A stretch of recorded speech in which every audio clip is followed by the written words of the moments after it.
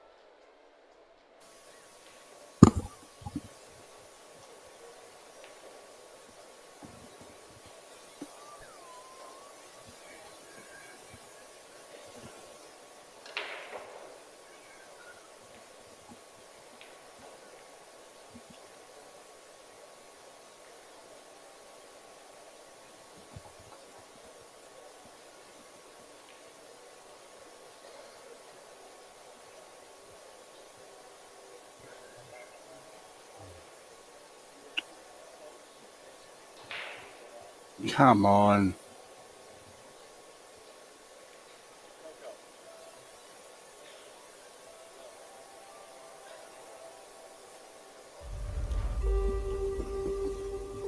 Let's go.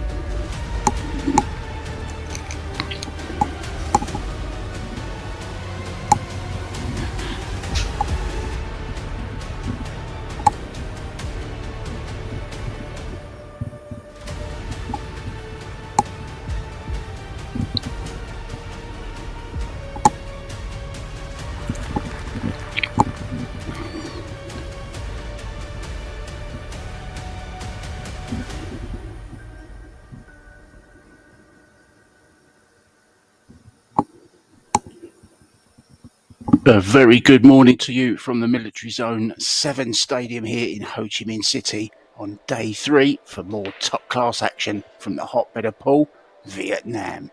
It's the last day of the box billiards mixed doubles and a quarter-final match between Ko Pin Han and So E Eun up against Joshua and Pia Filler. Usual races to 4, best of 3 sets, winner breaks. Your referee for this one is Dave Pearson. It's 10-ball call shot. And calling the shots with me in the booth is Big Red, a man who never needs to use the bridge. It's Eric Hallefson. Good morning, Eric. Pleasure to be with you guys. Looking forward to this quarterfinal matchup. Going to make the Fillers a small favorite in this one. Sue E is a bit of an unknown. Ko Pin Han, player on the rise, been doing well lately in some mid-level Asian events. Yeah, so struggled a little bit when he first came on the scene, but he's been improving his results in the past 6 months. Yeah, I think he's just beginning to come of age, Ko Pin Han now. And as for So E, she's very well known in Taiwan. She plays on the pro circuit there. And I've got a little secret I'm going to tell you about her a little bit later on, Eric. I've been doing a little bit of research with a friend of mine, Jackie, who kindly told me how to pronounce her name, Eun. I've been practicing it for the last 20 minutes. I've got it right, thank God. He's very happy with me. I'm happy. Josh Viller's happy. They've won the leg and they're about to break, breaking from the left-hand side.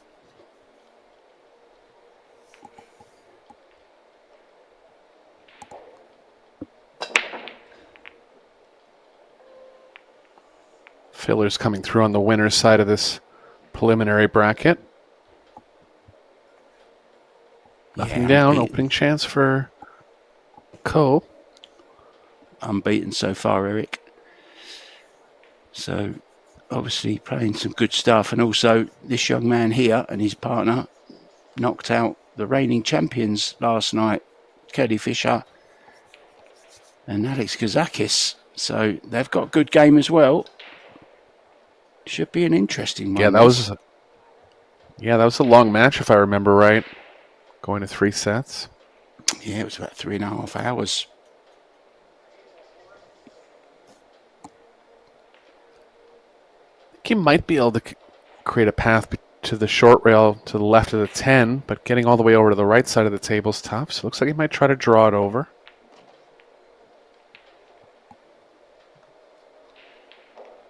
Not bad. He's in a tough spot there. A lot of traffic on the paths that he needed to go on. So E is going to have to get the cue ball in that small area, just to where she was pointing there.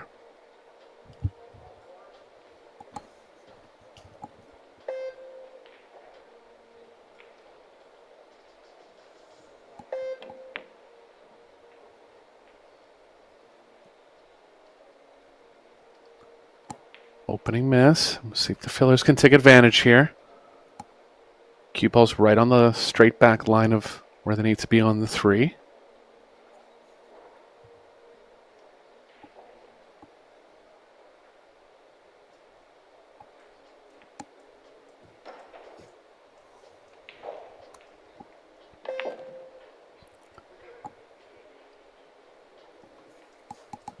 Drawn a little too far to the right here, but still available for Filler. Little too much angle to draw out to the left long rail. Takes a 2-rail path. The 7 could get involved. Not much else.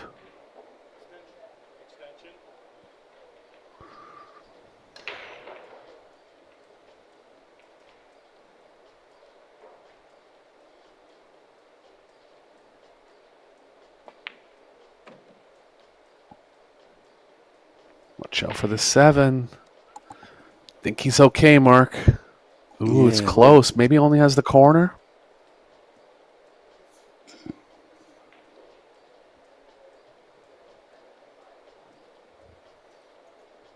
The corner will be okay. A little bit tougher on the pocketing.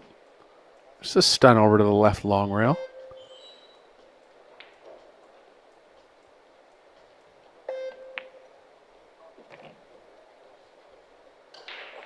Nicely played, getting through the tough parts of the rack here. Rack starting to open up. There's a path back between the 7-9, one rail here.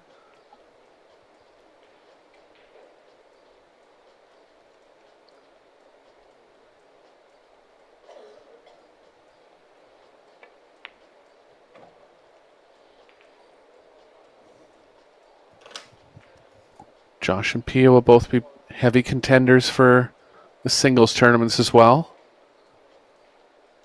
Men's World 10 Ball Championship going to get underway tomorrow. I believe the Saigon Women's 9 Ball is tomorrow as well, Mark. Maybe possibly the day after.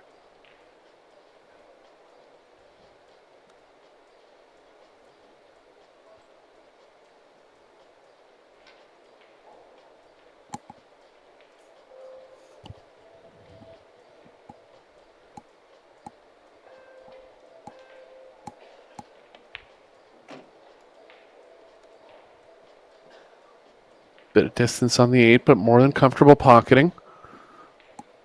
Bit of right spin here. Just let the cue ball come up the line. Fillers have had experience playing together under massive pressure in the World Team Final and the whole World Team Tournament, which they won in 2024. Dramatic shootout win.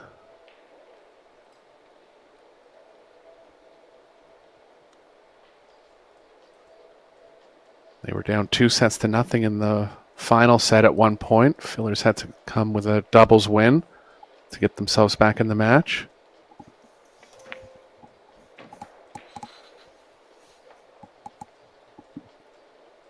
Straight in on the 10. This is the start they wanted.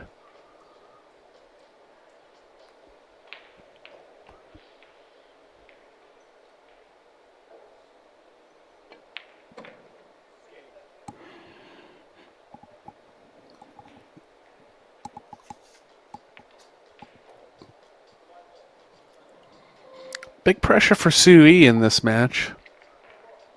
Furthest she's been in an international tournament. It's the mid-range one on in the first rack there.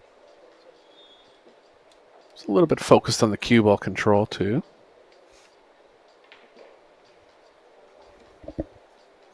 Yeah, as we said in the intro, quarterfinals date all going on at the moment. Robbie Capito, Sao Sao in action against Wu Kun Lin and Han Yu. Very, very strong pairing there. All the Ko brothers are in action. Ko Ping Chung with Chao Che Yu up against Ko Pin Yi. It's the brothers against each other, Eric. It's Ko Pin Yi against Wei Chu Chen. And also Max Lechner and Chiang up against Fedor Gorst and Christina Tkach. So lots going on here. Big, big day today. Semi-finals and final to come. Really looking forward to them, Eric. Still don't know. We're no closer to knowing, are we?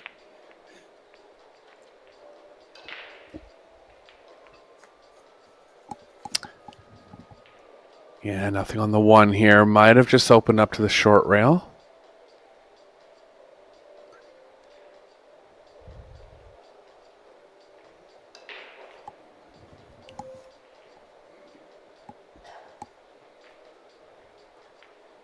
Kick or jump options available for Han here. Kicking option is going to play the cue ball kind of near the 9. Could be bad results in that case. Jump's doesn't offer much opportunity as well. I think just hit this kick with speed. Trust to luck a little bit. Hopefully the cue ball can play all the way up table.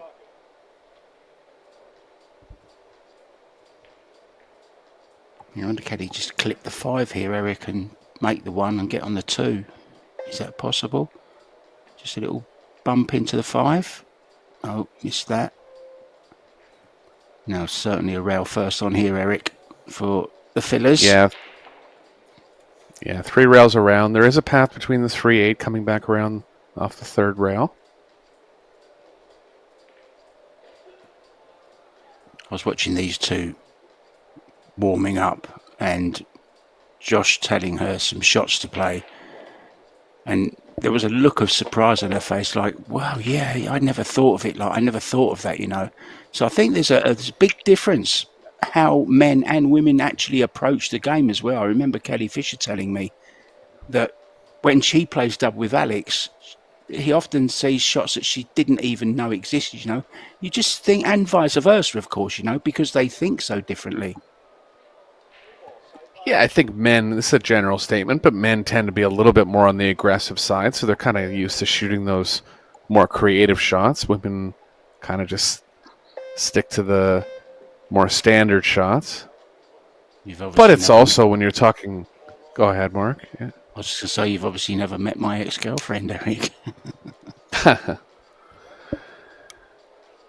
But you're talking like filler. I mean, even there's a lot of male pros that don't think like Josh, probably. I mean, he's thinking on the highest level of the game that you ever can.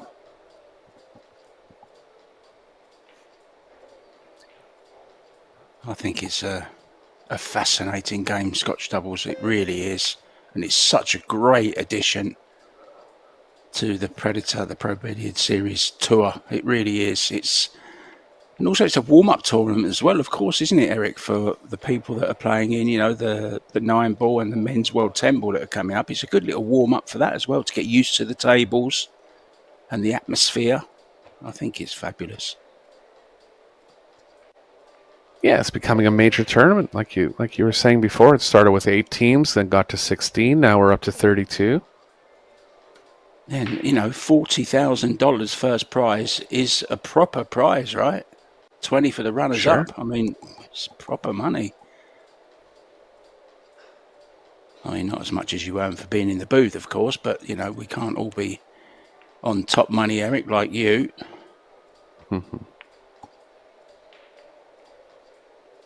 Like he was trying to play the cue ball behind the 9 there, ended up hitting the opposite side of the ball.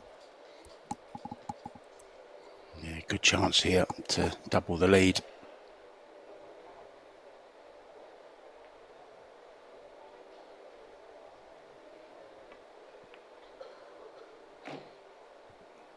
Overcut that slightly, Eric.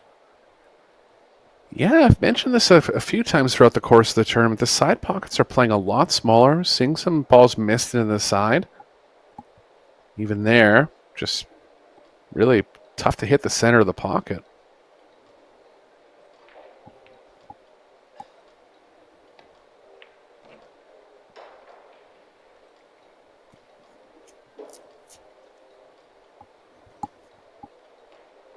I have to play the cue ball across a little bit here. Should be okay. Float over.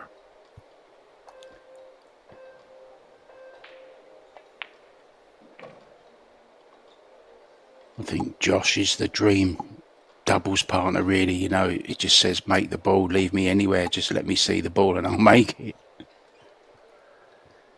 Yeah, and you can see Josh and Pia, not too much communication. Like, they've trusted each other. They've played in doubles tournaments a few times now. Yeah, just wanted to cheat the left part of the pocket there to get the cue ball moving over a little. Got it down. But yeah, what a confidence booster for Pia, or like you said, any of his partners. Keeps you in line most of the time, can come with the big shots if needed. Yeah, she's continually learning as well, isn't she? I mean, you know, being married and living together and playing pool together all the time. It's all they do, right? They just play pool. Always away together or away separate, playing in different tournaments, but always watching each other when they can as well. They're getting into the social media side now. They've just started their own YouTube channel, which, by the way, is really, really interesting. They do a lot of challenge matches. Charivari is helping them as well, doing some stuff with them. So, you know, they're kind of coming out of themselves more. They're kind of a little bit insular and shy maybe a couple of years ago, but now they're really coming into their own. I think it's great to see and great for the game.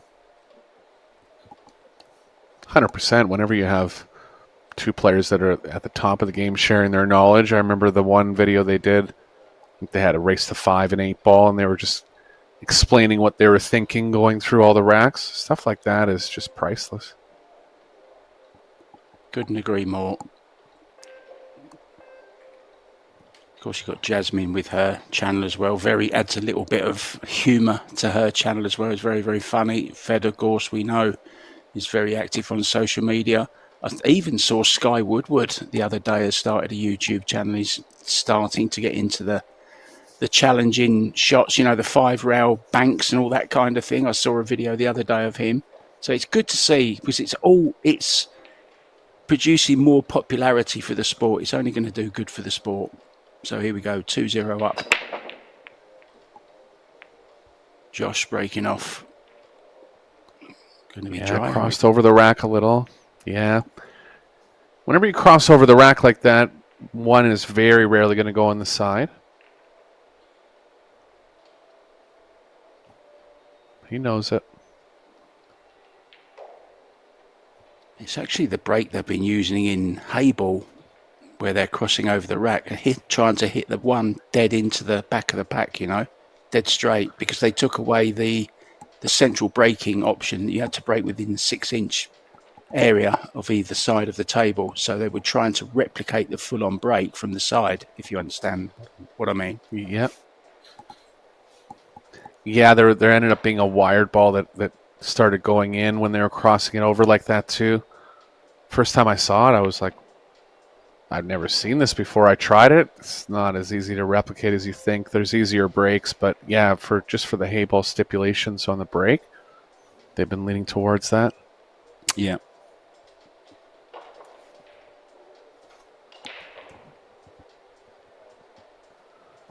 It's a 2-pass here, Mark? I don't think so.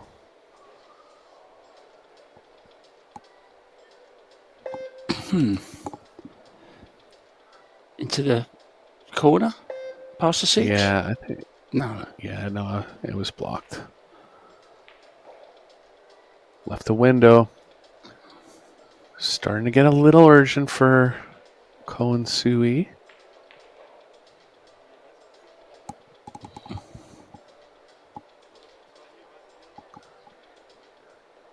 They're obviously capable. I mean, Alex and Kelly, we did one match of theirs. They played almost flawless. To beat a team like that, have to play well. Yeah, and Kelly and Alex actually won the first set as well in that one. I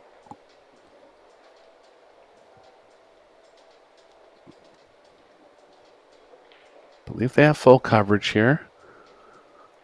Right long rail's pretty open. This is a very aggressive jump, Mark. Yeah, Chinese Taipei players known for being strong jumpers. Using their own cue as well. The Coe brothers cue. They've all got the same shirts on as well. They've even got their own. Oh, he's fluked it off of the 6, Eric. And the 6 has gone in as well. What a shot.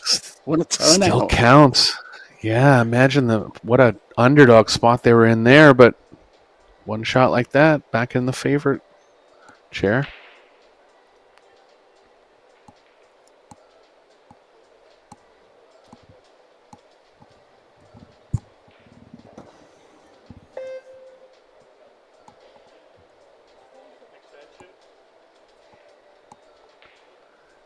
Just a little too much angle to hold here without hitting the rail. Following angle might be going a little too far forward, so a bit of a touch play. Soft stun.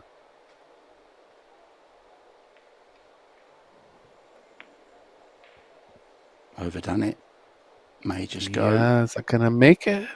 No. She got caught in that spot in the first rack too. It's like, and that one was even tougher. It's like a soft stun where you kind of decelerate a little bit and you can kind of lose the pocketing angle. A lot tougher than it looks. Yeah, exactly what happened. Deceleration. Don't get the cue through properly. Don't finish the stroke. Therefore, you don't get the angle that you were aiming for. Not a clean, crisp hit. I don't like. Yeah, but it's an odd one because. Yeah, it's an odd one because you can't really over accelerate through it because then you'll get a full stun. It's just really need experience to hit that one consistently.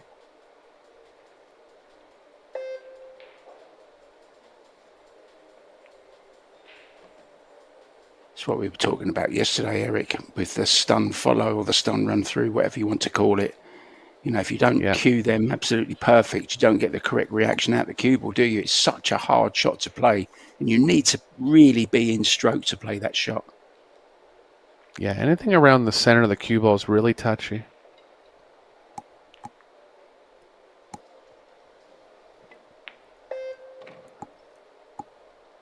Filler's looking good here.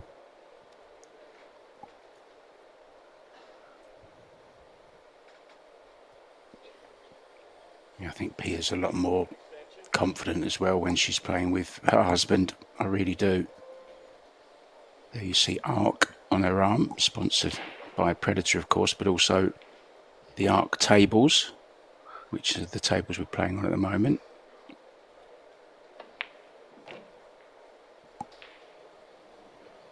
Yeah, Pia's really making a strong claim to be somewhere in the top 15 in the women's game. She won or got second. I don't remember for sure in that one WPBA event that had about 20 world-class players in it. Yeah, she got second. Yeah. But the improvement from where she was 2 years ago, I mean, she was under a 700 Fargo. Really just taking the advice of Josh, putting the time in, doing the right things. Yeah, she loves to play straight pool as well, which obviously helps your all-round game as well. But there they are on the hill, 3-0, and looking very, very comfortable indeed. And they're enjoying it as well, playing together, you know. I mean, what a lovely way to make a living, Eric, just going around the world playing pool. I'm not saying they don't deserve it. Of course they do, because they've worked so hard at it. But just what a lovely way to earn a living. Two people with the same passion, travelling around, seeing all these great cities, adored by many, many fans. Just the perfect life in my eyes.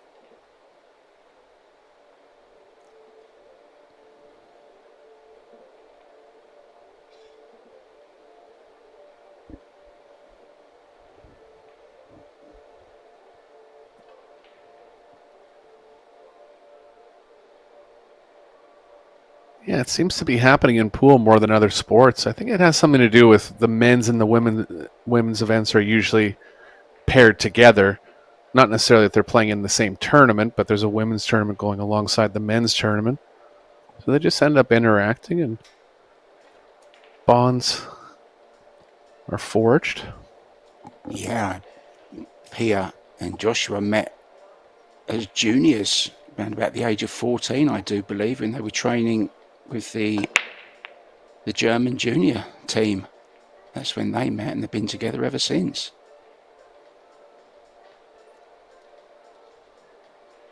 It was love at first lag.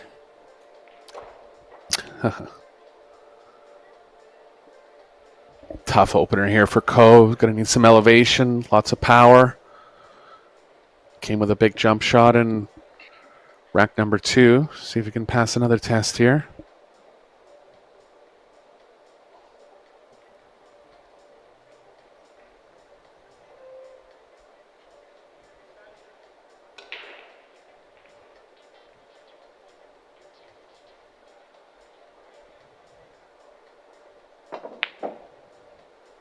Great shot. Just slightly thin on the pocketing, so got a little more energy out of the cue ball, but did very well from that position. Another half tester for Sue here. You could say Copenhagen is, you know, a little bit like Pia in that respect, where, you know, he's got two famous brothers who are probably somewhere near the top of their game, and he's just starting to come into it, you know. Definitely. Come into his own as a player as well, instead of, you know, just being Ko Ping Chung and Ko Ping Yi's brother. He's now making a name for himself as well. Super nice lad, by the way. All of them. Shot there from Sue. Chance to get through the rack now. Held it off the side rail with some outside right spin. Played it very, very well indeed.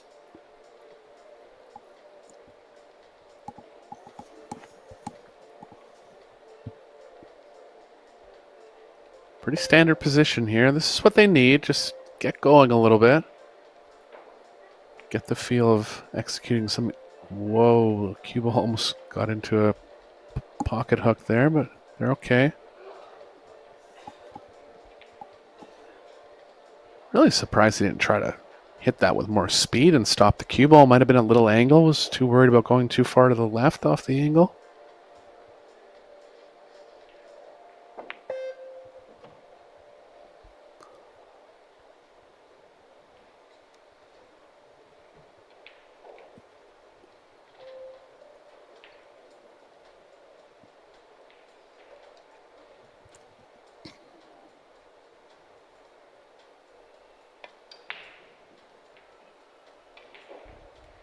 Ko's a little bit longer on the backstroke than his two brothers.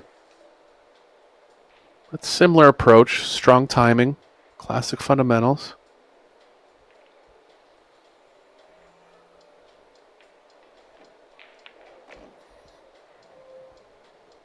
Yeah, and interestingly, all three brothers still play with wood, Eric. Yeah, it seems like the Chinese and Chinese Taipei players are kind of the last players sticking to the wood a little more.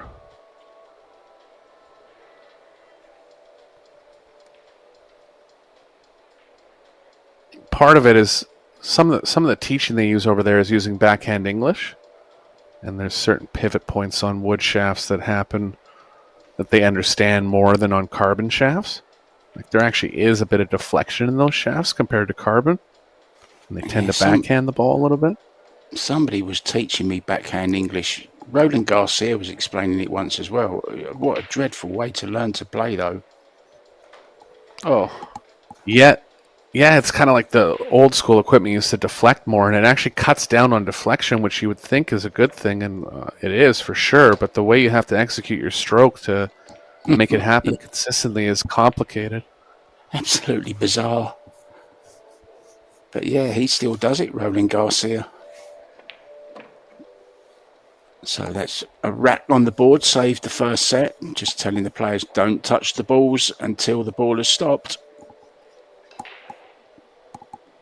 Yeah, of course, they want to help the referee. But I know some players just think, I'm not going to risk it. I'm just going to walk back to my chair. Yeah, I remember one scenario where Rubelin Omit got called on that foul near the end of a tournament. And she was just so leery of kind of standing back from the table until the cue ball came to rest for the next 3 seconds afterwards for the rest of the tournament. That was in New Zealand, and it was against her good friend Cheska Centeno. And Cheska didn't want to pot the 10, did she? Because she was actually called on the foul. She hadn't actually taken the ball out of the pocket. She'd only just put her hand in the pocket and had kind of lifted a ball, but didn't put it on the table. But then Cheska was warned that if she didn't make the ball, she would be called for a foul. So she had to make the ball, unfortunately, and then smashed it in. You might remember as well, Eric, Tyler Steyer playing against Christina Slateva. She actually put balls on the table and hit the white ball while it was still moving. Ball in hand on the 9 for Tyler Steyer. Breaking from the centre, Eric. Oh, 2 balls in the sides. Open bridge, too. Yeah, surprised he hit it open bridge. Got good power, though. Some players are just comfortable hitting that open bridge.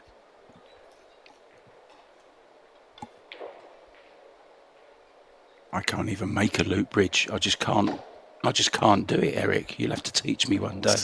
Snooker background, yeah. Yeah, These are thinner. Yeah.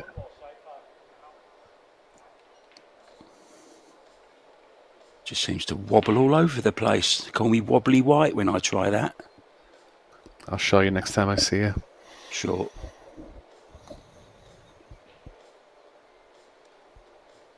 Nice play from Sue.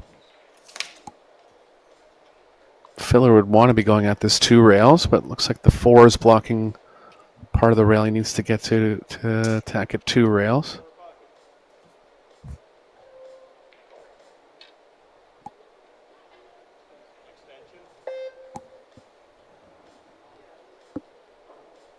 Gonna go with the jump cue.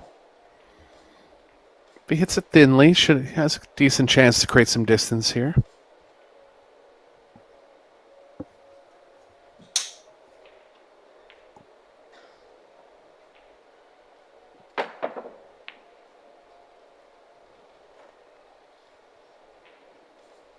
Needs a bit of luck. He gets it. Oh, he's got it. Even to the point where I don't know if they can see any part of the one.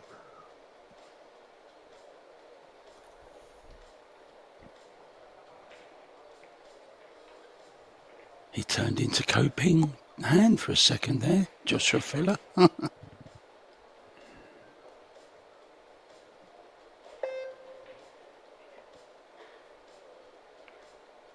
Oh, nice.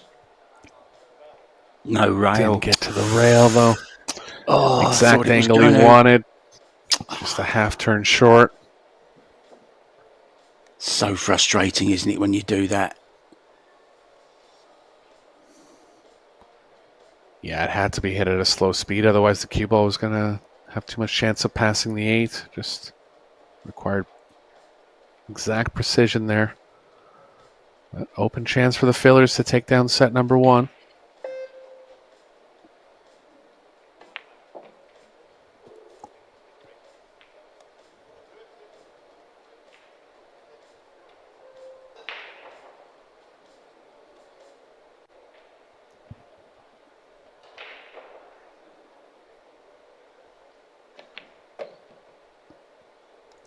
Josh is still looking for his first World 10 Ball title. I'm sure he'll be eyeing that up this week.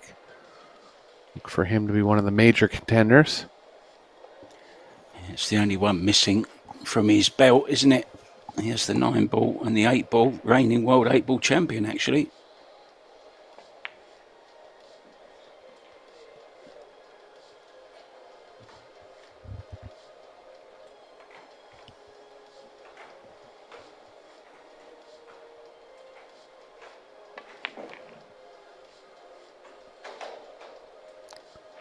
Pretty much flawless set here from the Fillers. Couple small mistakes from Sue.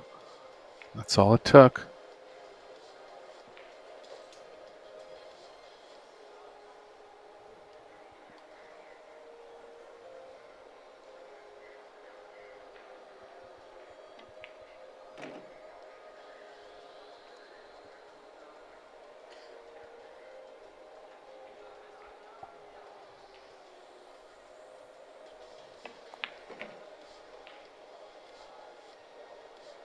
Going to be playing this tournament out all the way to completion today. Semifinals will be in the next round of play, and finals will be around, I believe, 5 a.m. local time, or 5 p.m. local time, pardon me. I think it's 4:30, actually. I will check. Okay. I thought I saw 4:30.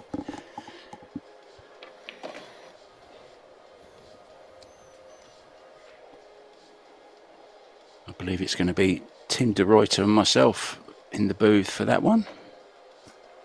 Looking forward to it. What an honour, Eric, to commentate on a final of a big tournament like this. I love it. It's great, isn't it?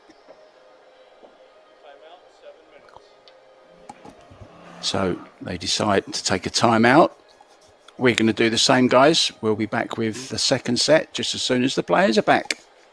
Eric Hallefson and myself, Mark White. We'll see you soon. Bye for now.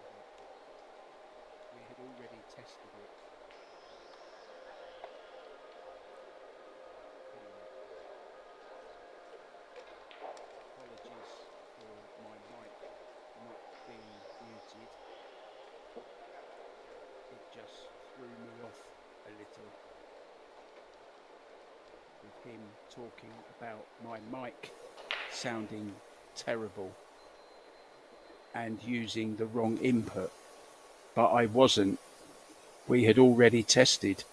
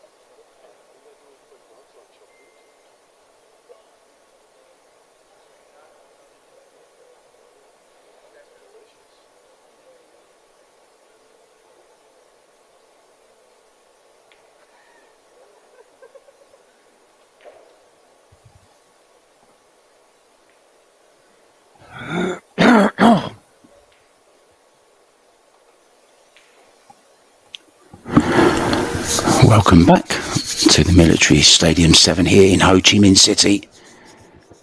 In very, very beautiful Vietnam. Fillers having taken the first set.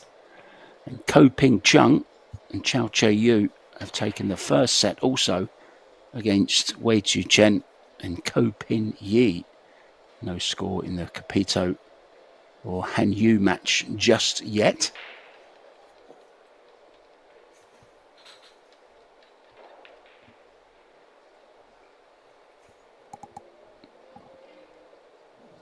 So it will be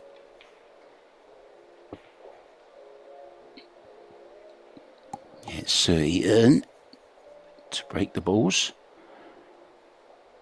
in this second set.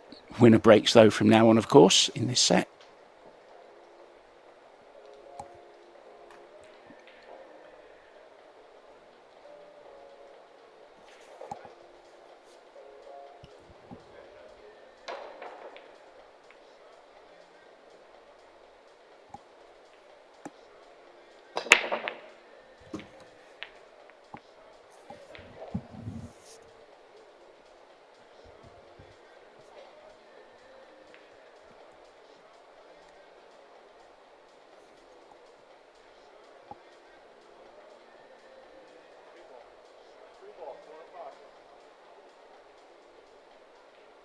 Three-ball corner pocket, I think I heard. Eric Horderson and myself, Mark White, in the booth for this one.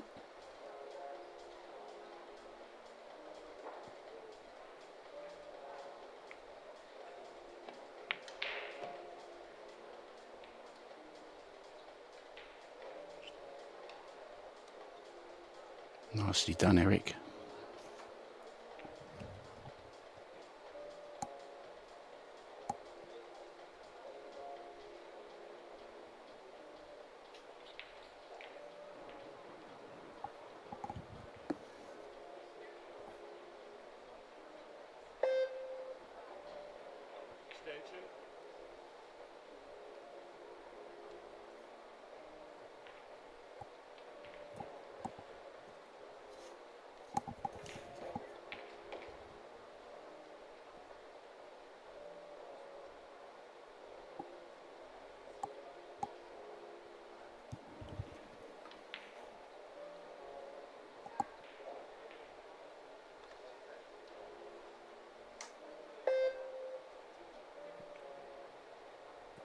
Running out of time.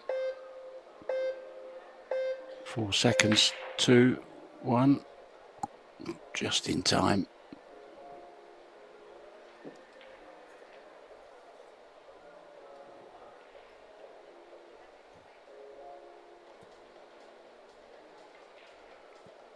Very colourful shirt that Ko Ping Han has on. I was talking about they have their own leisure wear as well. I saw Ko Ping Chung wearing a pair of Ko Brothers trousers once at a tournament.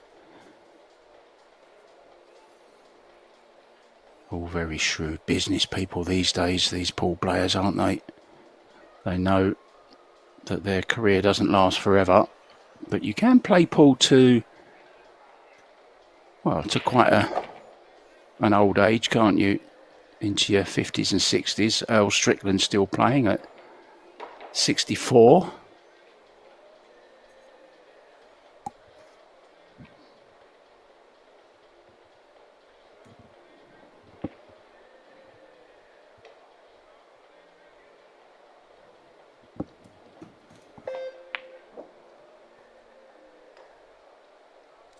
Nicely done from Pia. Draw shot here for the 5. Needs a good angle on the 6 though to get down for the 7. Does go into both corner pockets though, past the 10. Slight angle so I can use the rail. Didn't get back just quite far enough. Does he want to be above or below the black 8 here?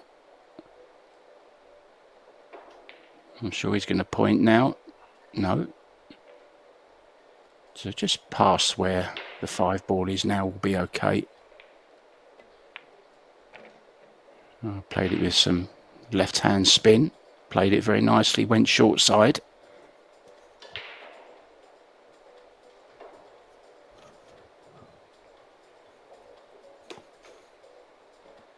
Yeah, just one rail up here for filler.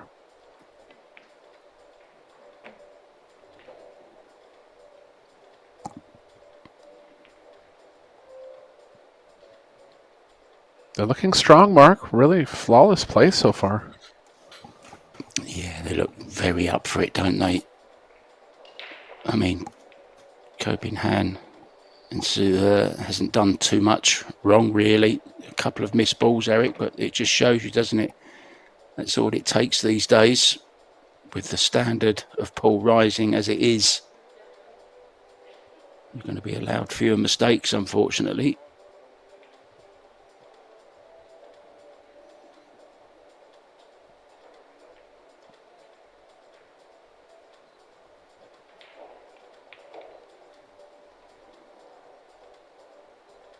It's kind of the fear factor as well when you're playing one filler, let alone both killer fillers together. I was thinking that they've defeated a couple strong teams along the way in the tournament so far, but this one, as far as intimidation factor, is right up there.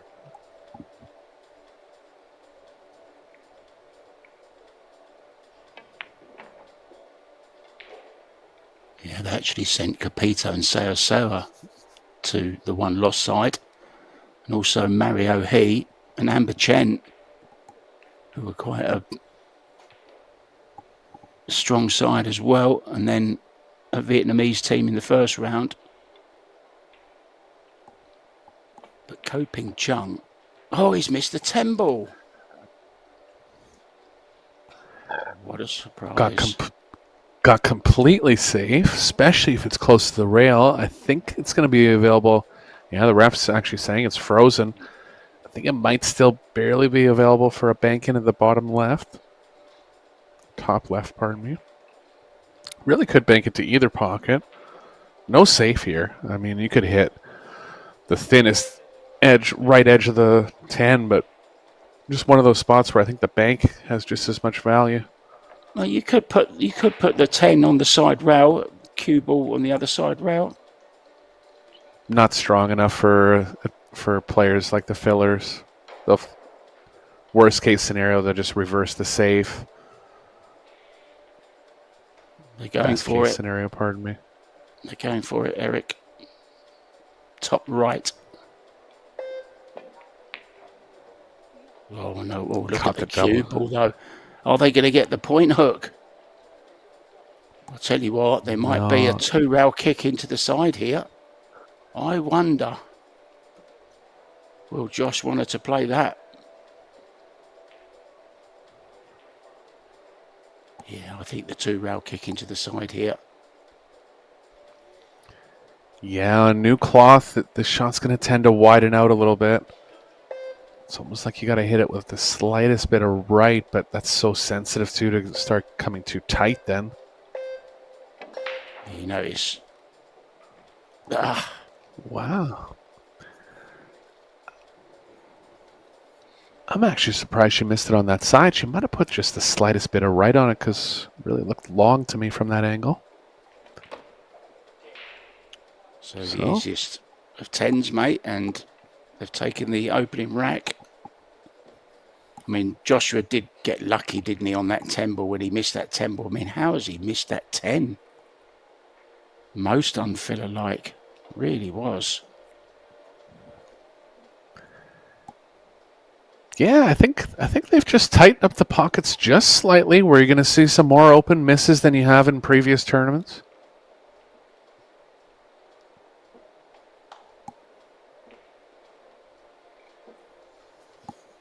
No, balls down the rail are still going to play pretty big, but like balls from the middle of the table seem to be being missed a lot more, and not by much. You know, just that little difference, 1/8 of an inch off the pocket cut is showing up.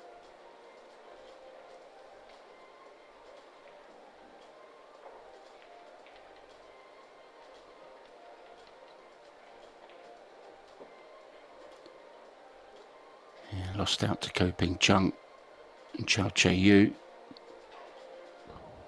And 2 losses to Vietnamese pairings as well. Sorry, 2 wins against Vietnamese pairings. And then, of course, that win yesterday, Eric, against Fischer and Kazakis, and also Mario He and Amber Chen. Yeah, good break there from Han. Nothing down, though.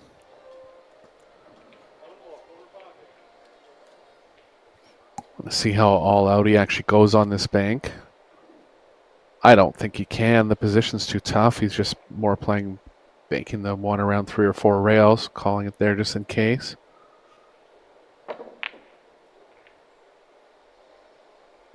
That was a good shot. It was a good shot, wasn't it? Very creative, Eric.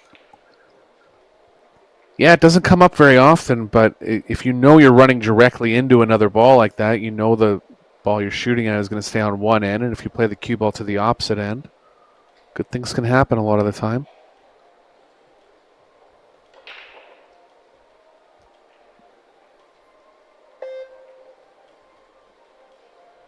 Ten seconds.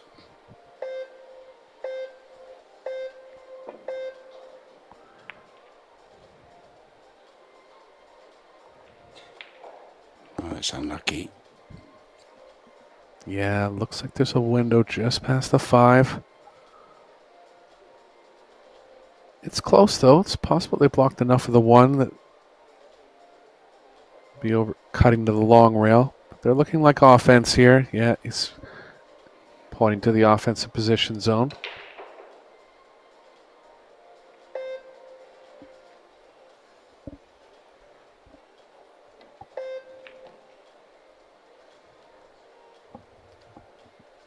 Did it slow up in time? It did. So just drop this 3 ball in. Yeah, 3 passes the 9 on the side. So very little cue ball movement for the next 4 shots.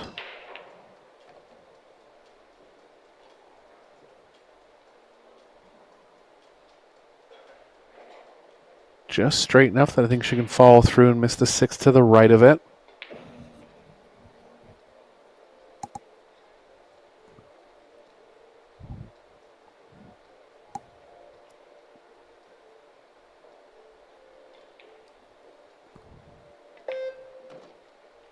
Just got down to the end of her shot clock there. I think she was thinking about getting better, but just erred on the side of caution. Didn't want to shoot a more complicated shot.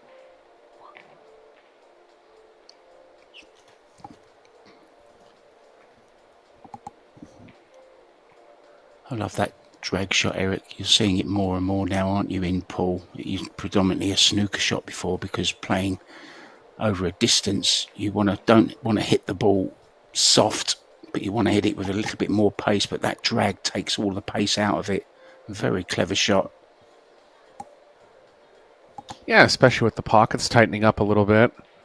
You got to be accurate on the targeting, and hitting a little more speed makes a difference in those spots.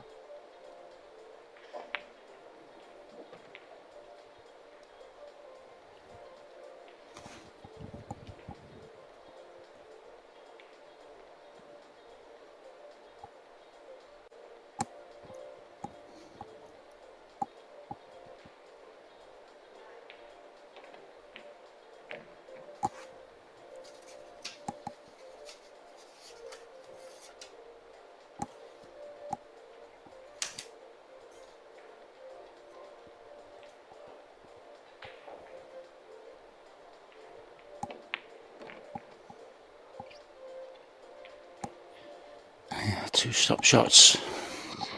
Just a little draw. Yeah, right back on the horse here after a mistake in rack number 1.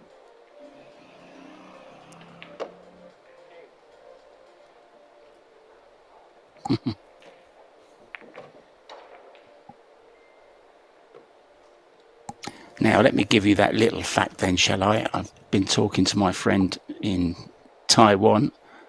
A little bit of information about So Eun. Apparently, she's a very, very good singer. And she sings both in Chinese and in Japanese. Which is, I thought, a nice little fact about her. And also, Eric, I have a question for you. The word karaoke, where does it come from? How do you think it's came about? Why It's Japan for sure. It's Japanese, of course, but what does it actually mean, the word karaoke in English? Do you know? You got me. Did you not do this at school? Not this one. you were off that day, were you? It actually translates directly in English to empty orchestra. So okay, I've heard that before. Yeah. So she loves a bit of karaoke.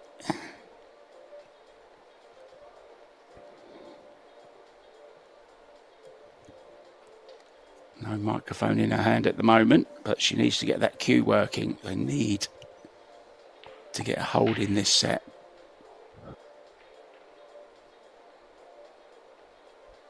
Yeah, a little odd how both Josh and Pia have crossed over the rack a few times. They know I can't see them playing that as a set break. Probably just a coincidence. You can see the results. They haven't really been getting them.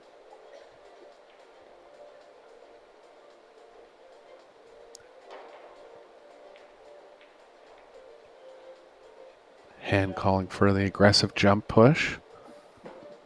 He's not afraid to use the jump cue. We saw that jump that he pulled off in rack number 3 of the first set.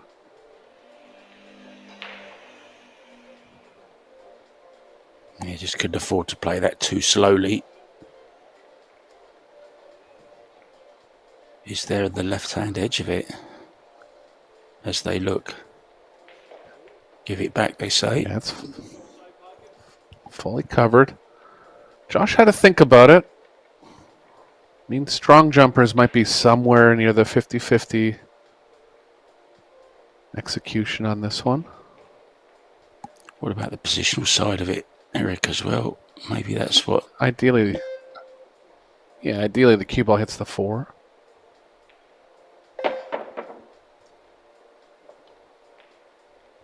Well, it did, but not directly, and they've got away with it. Look at that. It's just not fair, is it? Who said there's no luck in 10 ball? Of course there is. Well, that's the other part of the unknown equation there is if you do jump at it, how often you get safe, and no one knows because it's up to luck. But sometimes just trying to stay at the table early on, there is that X factor of just getting safe and unplanned safe.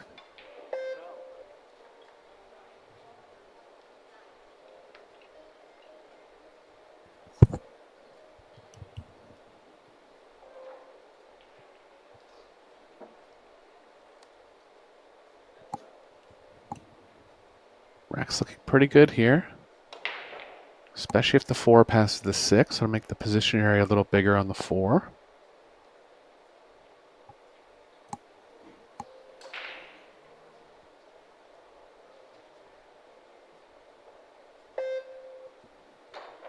I think ideally they'll try to come up one rail for the 4 on the side. But again, if they come a little short on that play, should be fine still.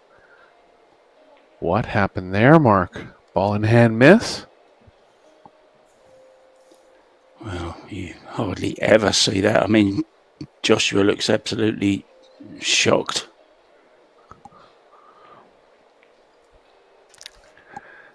I don't want to sound like a broken record, but I'll say it one more time. These side pockets are small. I mean, I'm not making an excuse there on a straight-in shot. That's obviously got to be made, but they've tightened them up. So even from an open pocket angle like that, it's just you really got to hit the center of the pocket.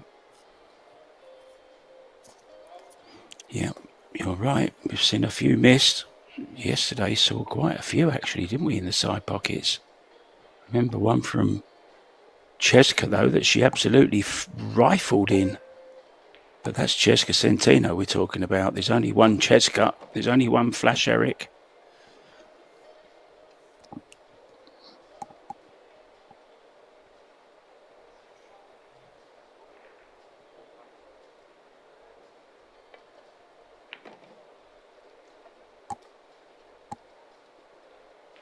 So compact, isn't he, Joshua Filler? Just so compact, isn't he? Feels the speed. Yeah, he has a certain type of stroke where the backstroke is shorter, but he gets smooth power from following through longer on a lot of shots. Some of the Filipinos are coming with like a shorter backstroke and kind of heavy, like slapping acceleration almost. But Filler still gets through it nice and smooth, but uses the follow through to get his power. It's hard to do, I think. I've tried it. It is. The timing has to be absolutely perfect, doesn't it? You're right. But the advantage is when you don't take the cue far as back, it doesn't have to stay straight for as long. Yeah, of course. But yeah, it's a hard thing to teach.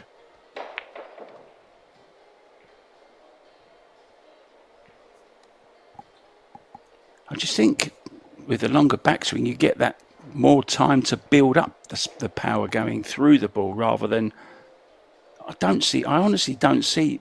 It's obviously a natural talent, isn't it, to be able to do that? I don't think you can teach that. Yeah, it's the easier way to get through the ball, and it's the easier way to time the ball when you go longer back. But again, the one pro is that the cue's got to stay straight for longer.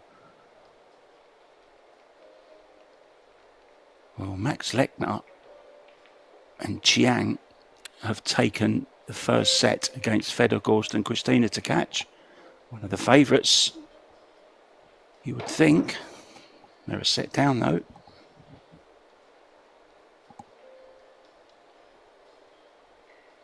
Yeah, Lechner and Chiang have played in these mixed doubles tournaments a couple times.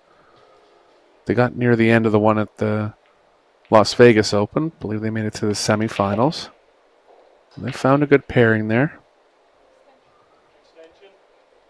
Yeah, I like it. There's a few pairs now beginning to develop, isn't there, into what you think are going to be long-term partnerships for the pairs tournaments, and hopefully Predator keep them going at every tournament. I think they're absolutely fantastic addition to the tour. I really do.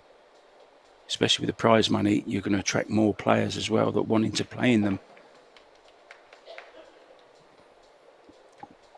Yeah, imagine every major tennis tournament you have, there's always a doubles tournament, and there's always players that played together in both tournaments sometimes. Even the top seeds get into the doubles tournament just to kind of stay in the stroke.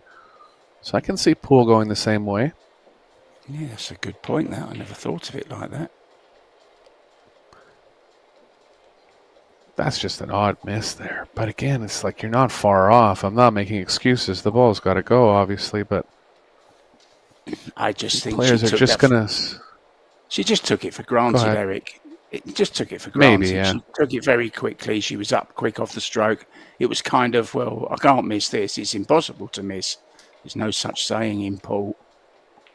As you just saw, a straight-in ball in hand can be missed if you don't give it the respect that the shot deserves.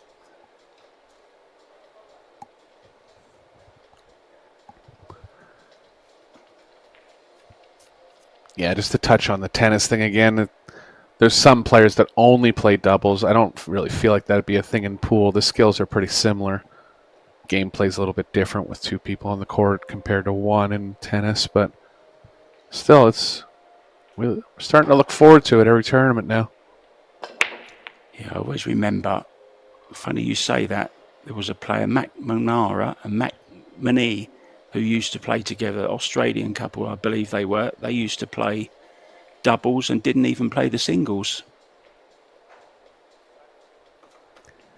Yeah, there was a brother team from the U.S. I can't remember their first names, but their last name was Brian, and they were at the top of the tennis doubles world for years. only played doubles. I mean, you don't have to run so much. That's one advantage for it, I think. Twos on here. He's gone straight in on the one ball. Straight back. It's okay. Yeah. Played it two ways, as far as the speed and as far as trying to get behind the 5.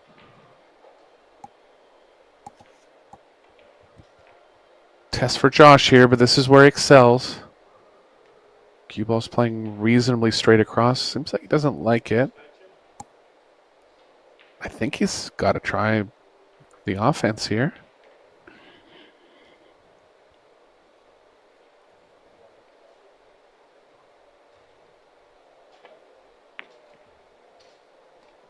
Wow. Nice hit. What a shot. Okay, awkward over the top, but the two balls so close to the pocket, it's kind of unmissable. I know I shouldn't say that, but you know what I mean. Yeah.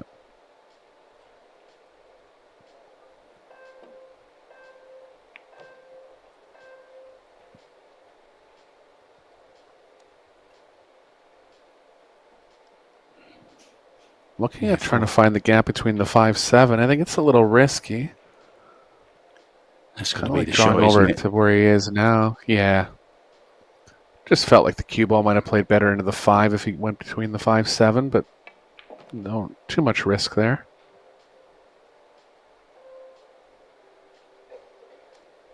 Just draw it and hold it, I think. Yeah, just there. That will be fine. Put it there for him. He'll pot it, Pia, don't worry.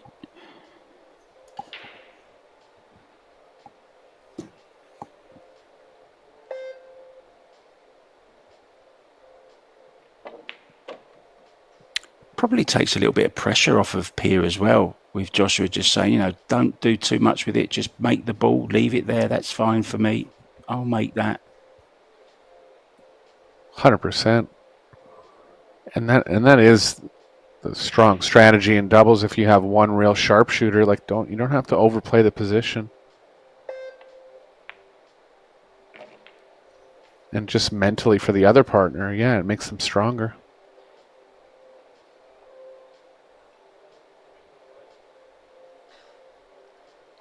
There or there, giving her options, whether she wants to stun it or draw it a little bit as well. He's not worried.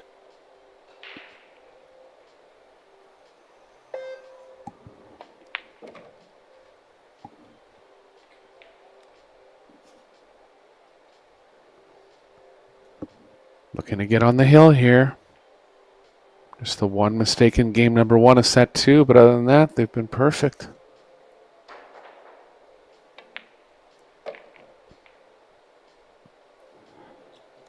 A little bit too near the rail, but it still should be okay. Be lovely for a left-hander, not so nice for a right-hander.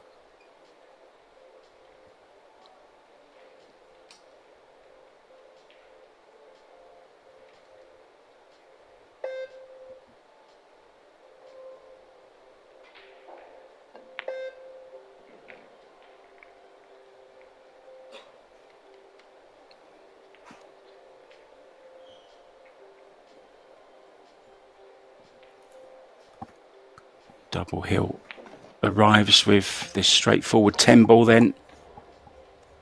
It's been a masterful performance from these two, it really has. As you said, Eric, just that one mistake on the 10 ball in the first rack of this second set. But apart from that, absolutely flawless.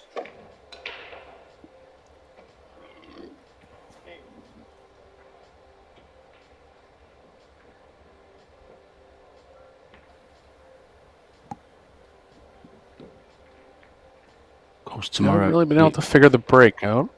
Go ahead. Yeah, it's.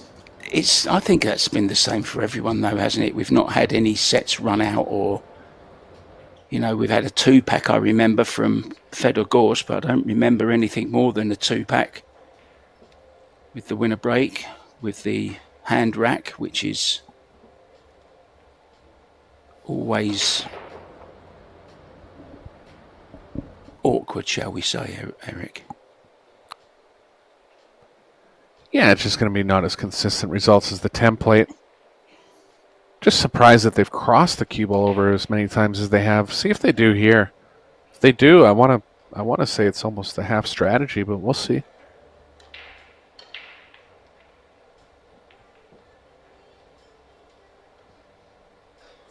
Well, it's going to mess with your head if it happens again, because you're not even going to know if it's coincidence or a bad break.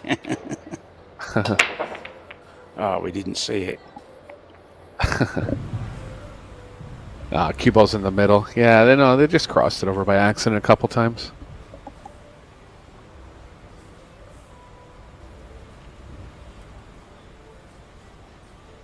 Yeah, I'd like to see the replay of that.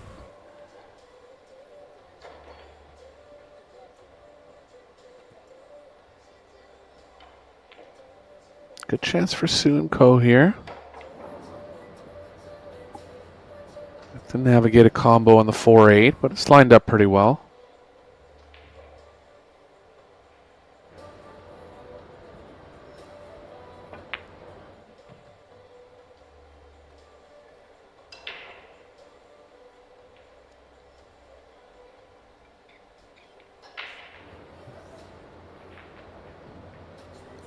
Can ideally get an angle going with the cue ball into the short rail and then tracking back between the 9-10.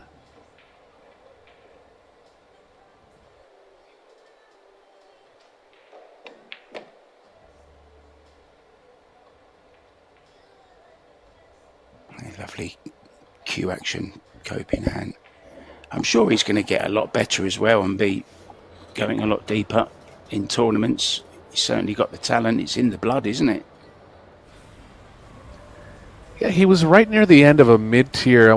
He either might have even won it.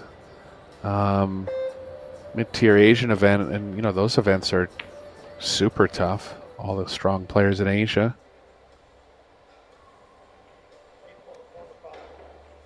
Over top of the 9 here. Cue ball's playing to the left a little. Don't want to get the cue ball lined up with the 5. Tougher than it looks here.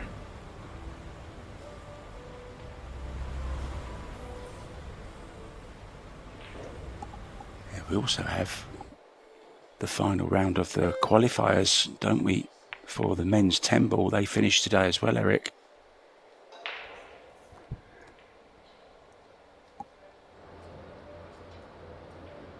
Yeah, all the draws available on ProBilliardSeries.com.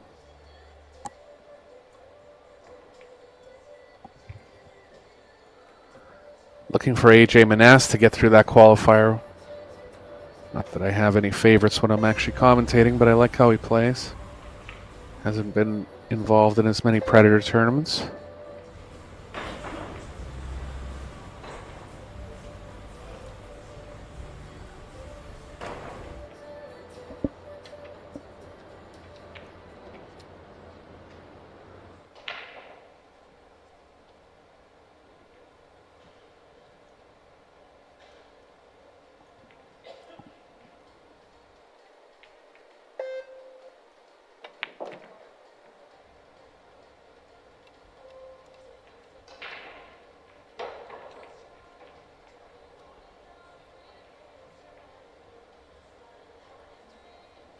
Can stun the cue ball between the 10 and the corner pocket here. Maybe straight enough to draw straight out.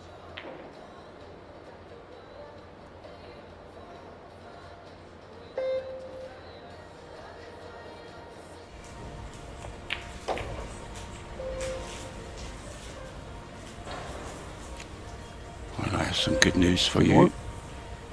AJ Manas did win his latest match, 2 straight sets to 0. Maurice Neuhausen lost to Michael Feliciano,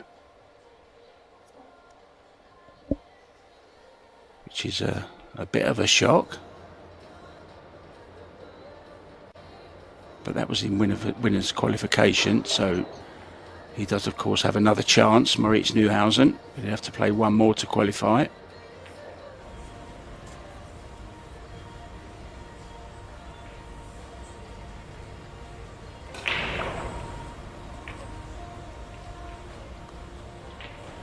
He's actually starting out now. Moritz Neuhausen up against Switzerland's Julian Serradilla. Now, Julian's an interesting character. He's actually Swiss, but he lives in Japan, and his best friend is Nukioi, and he's actually playing doubles, or he did play doubles, with Yuki Hiraguchi. As we see. Must be a good player then. Yeah, he's okay. I did some commentary with him in the Chinese Hayball when I was in China once. Nice lad. He came actually to Thailand to play the Thailand Open also in the Hayball. Yeah, just trying to work out whose break it is. Remember that fiasco yesterday, Eric, with the break? And it turned out that all along he was just allowed to ask. Yeah, we saw that in a later match. We were speculating, but then we saw. That's right. I think you're even, you're even allowed to ask during the game if the right proper player is shooting the shot, and those are good rules. No one wants any kind of, unnecessary fouls happening just because players forget. A lot of things to keep in mind when you're on the table.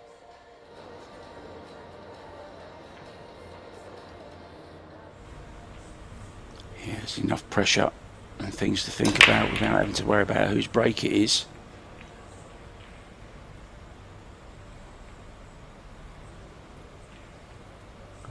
Hit them well, nothing down. 6-ball gets in between the 1 and the cue ball. Probably a distance push here. Possibly somewhere near the 5, but a bit of a risk of 6, 7, 10 being too big of blockers in that spot. Josh is thinking about the one that I was talking about. Maybe a push into a short rail kick could work as well. Yeah, I don't like kicking at it directly right now. I was trying to think who that player was yesterday, Eric. It was Mohamed Soufi, wasn't it, who broke out of turn? That's right. And then Fedor Gorst very nicely just gave him ball in hand.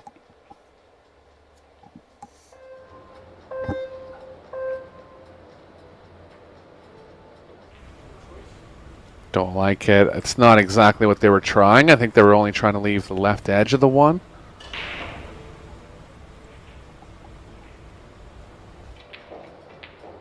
A chance for Hand to put them in a bad spot here, and they're only 1 game away from the hill.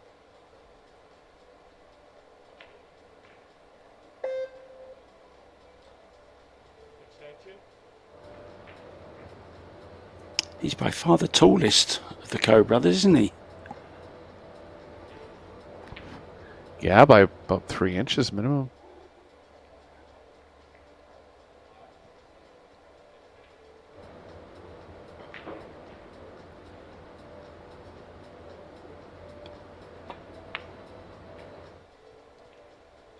Oh, he's overdone it, Eric. He's lost the cue ball there. Yeah, it's not going to be there. Cue ball can play off the short rail and around the right side of the 8. Need a bit of right spin in that case. Definitely going offense here.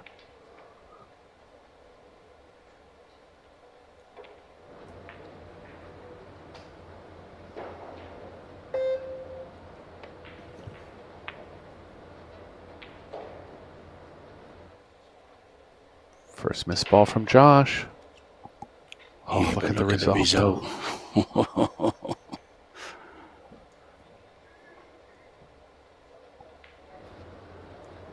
Big roll here.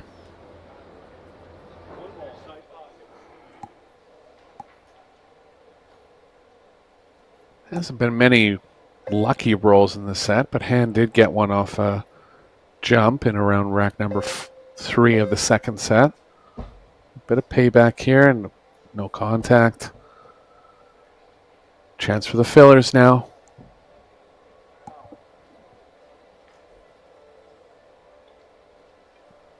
Six is going to have to be played in a way where the cue ball could be running into the 10, and Josh was already looking at that. It's going to be really the only obstacle. At that point, if you hit the 10 going forward, Still going to get position on the 6 a lot. Or on the 7, pardon me. Always scares me when I see players moving the cue ball with their shaft. The temptation to just use the tip. I remember it showed up in the World Team Final. I'm sure Josh and Pia remember too. That was a huge turning point in that World Team Championship Absolutely final. Was. The great Chang Jung Lin, may he rest in peace.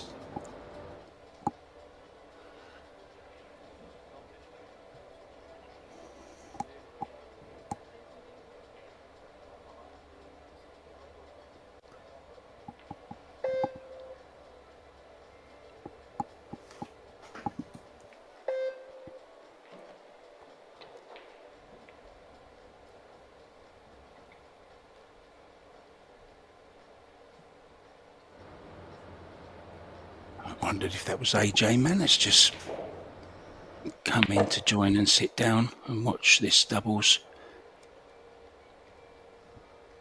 You know what my eyes are like, Eric? I was looking at the table. I didn't quite see who it was.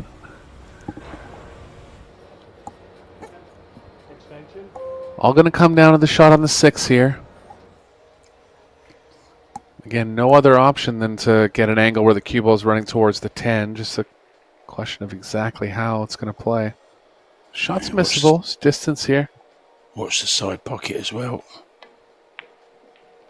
Oh, I didn't try and come down. That's pretty good, isn't it? Yeah, even to the angle where the cue ball's not. I think he is, and the cue ball's not going to run into the 10 here directly. Might be the smallest issue of it coming off the short rail and hitting it.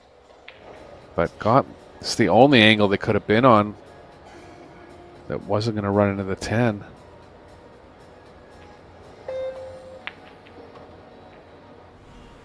Avoided it completely.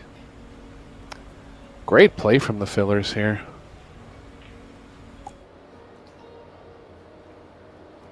Yeah, both bringing something to the table.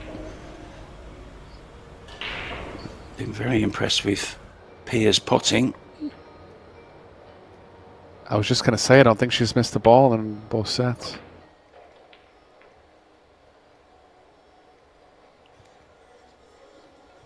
The end is nigh.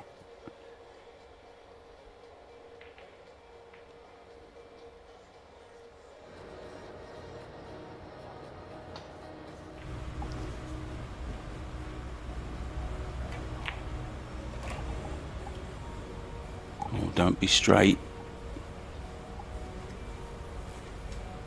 It is. So, it is pretty straight, isn't it? And enough distance with the cue ball, but yeah, between the cue ball and he is going to say force the angle. Going to need some right spin as well. Don't forget, Eric, it was a similar 10 ball in this position in the first rack of this set. And this is missable. Oh, it's very missable. If there's anyone you'd want shooting it, he'd be up there on the list. Yeah, I'd have him or Woo Kunlin, I think, shooting this for the match. And they're all very, very, very, very nearly the same as the first one. But, of course, in the end, in it went. Josh Filler, Pia Filler are into the semi-finals. Congratulations to them. Somebody else into the semi-finals as well, Ko Ping Chung and Chao Che Yu. They've just beaten Ko Ping Yi and Wei Chu Chen. Thank you so much to Eric Hallefson for all your expert input. Thank you, guys.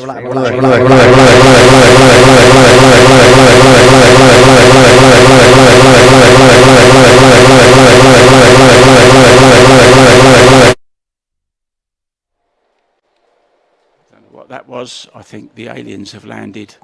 We'll see you for the next one from Eric Hallefson and myself, Mark White. Bye for now.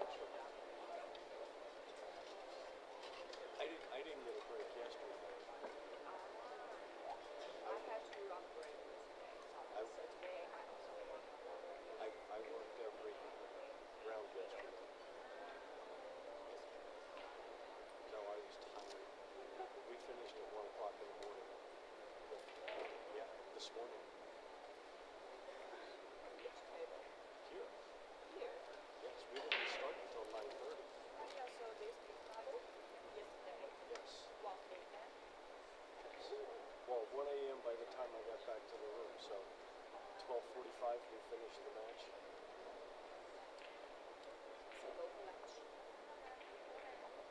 We need to check with the desk first.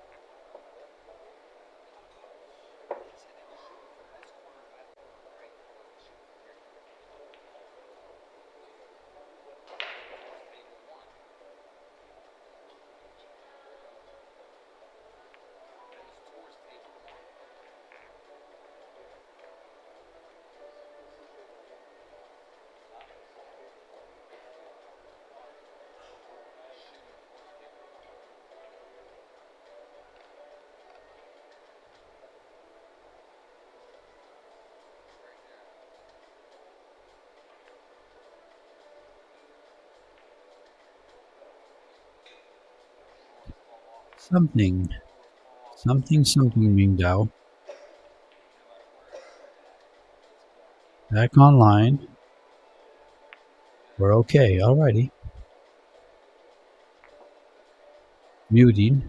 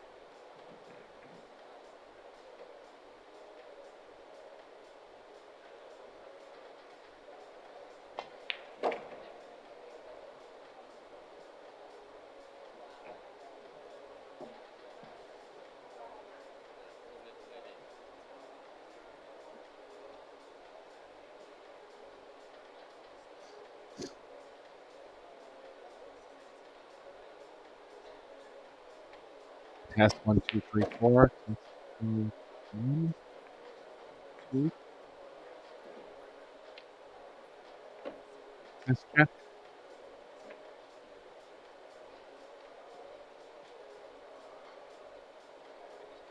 I can hear you, Eric. Can you hear me?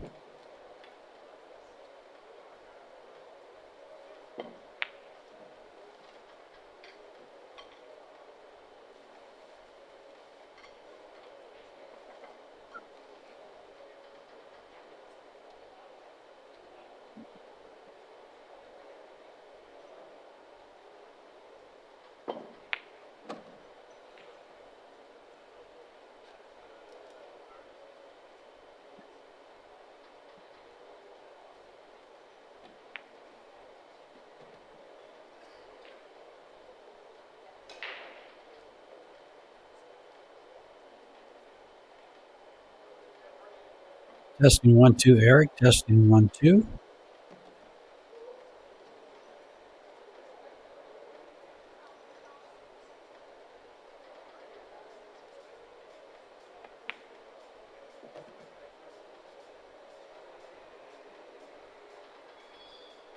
I cannot hear Eric anymore.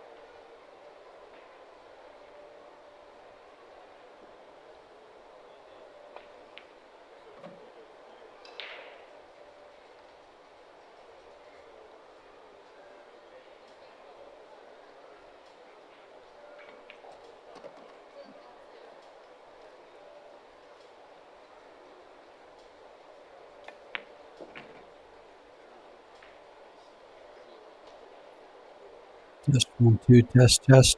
Eric, I cannot hear you.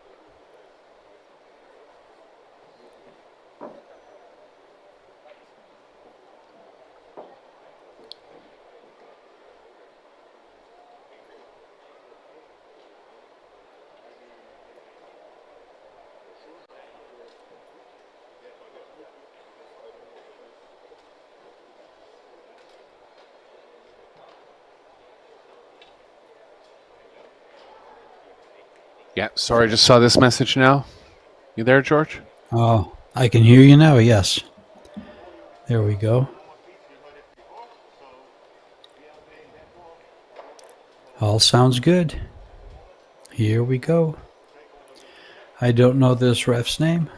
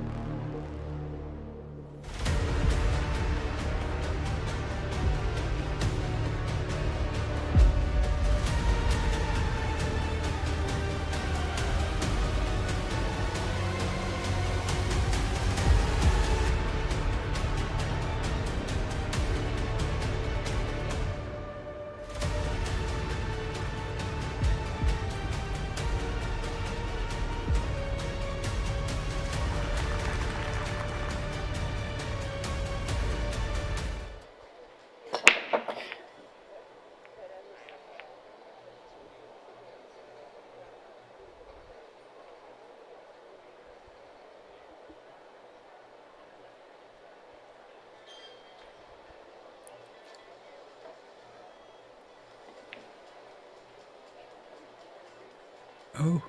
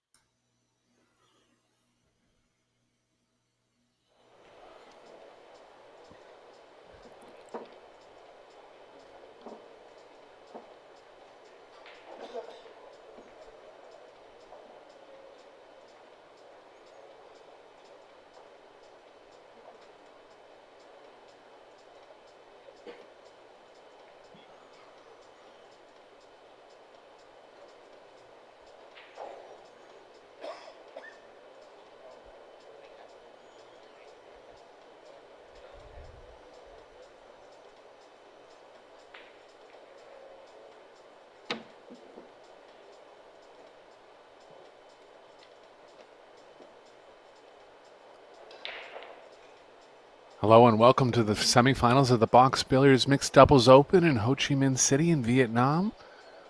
We're at the Military Zone 7 Stadium. Two great teams going at it here. Max Lechner against Chang, with Chang, and Che Yu Cho and Ko Ping Chung. Two of the best players in the world teaming up. Both players from Chinese Taipei. And what a great start this is for Lechner and Chang. 110 combo available here. This is Eric Horlison. That'll be a quick joined game. By George. Yeah, and joined by George Teachea. Good to have you, George. Thank you, Eric. Thank you for the fine introduction. And what a match we have here.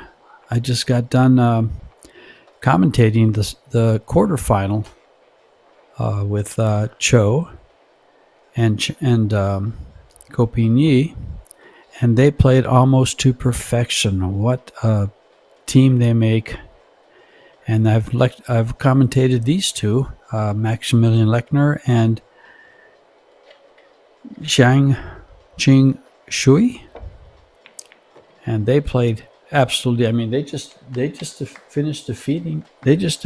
the Killer Fillers. They defeated Pia and Joshua Filler in straight sets.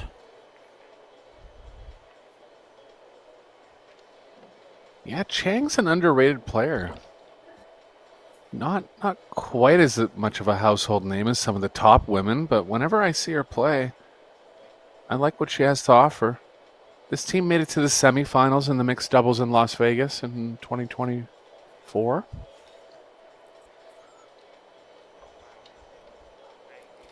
Well, they're a powerhouse team. Max is an 818 Fargo. Shui is a 708 Fargo, and their opponents that you're looking at them is Ko Ping Chung at an 845, and Che Yu Cho Rita is at a 772. They have the highest combined Fargo in the 32 teams that started out here 2 days ago. We are into the third day of the Pro Billiard Series here in Ho Chi Minh City.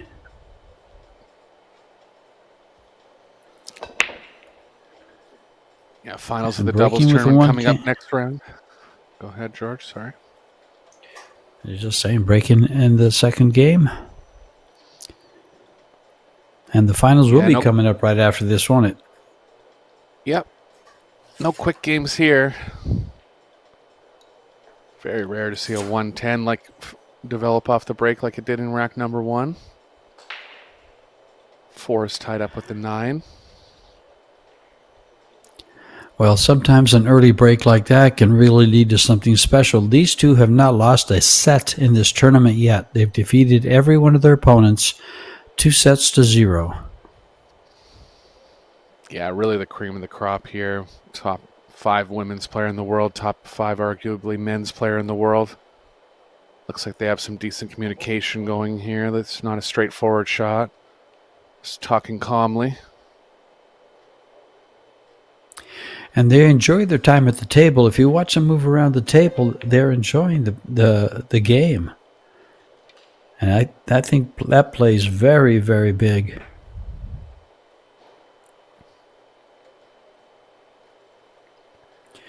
This is best of 3 sets, races to 4, winner breaks. They'll alternate breaks during the sets when the new set starts.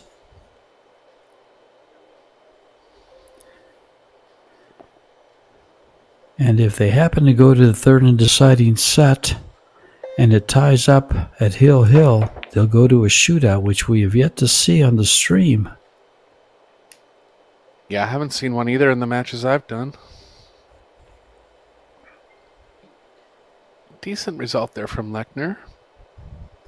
Cho can look to play the cue ball behind the 7 here. Kind of banking the 1 over near the 9-4. Maybe possibly getting some coverage with those balls.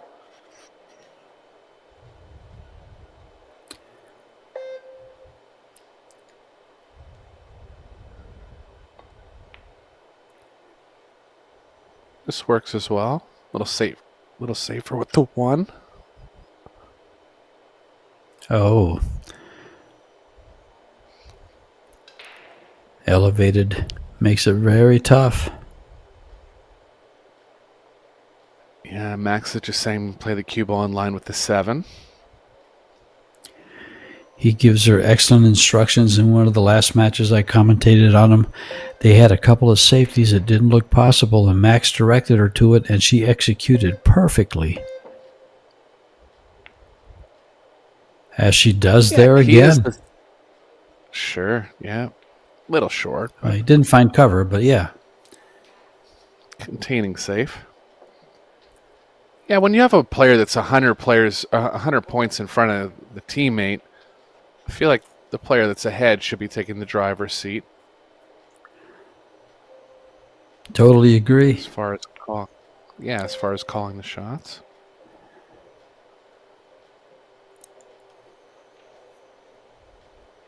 He'll also work harder to make sure he gives her better position than what he might get. Exactly. Josh did that very well for Pia in the quarterfinals.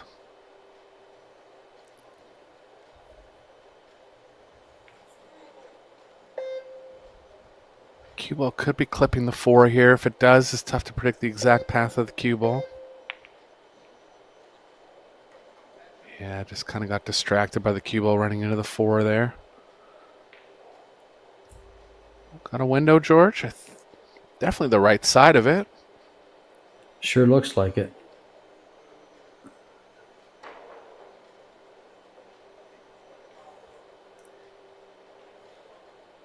Both down on the angle.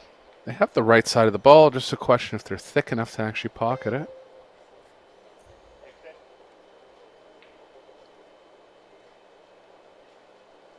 If she can pocket it, she can bank the 1 into the short rail. Small issue with a double kiss there, but the cue ball will be playing across towards the 7.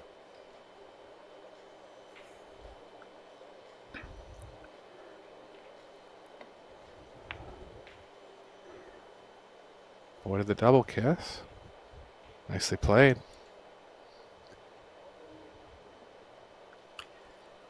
Looks like they have a 1 rail angle there to try to pocket the ball.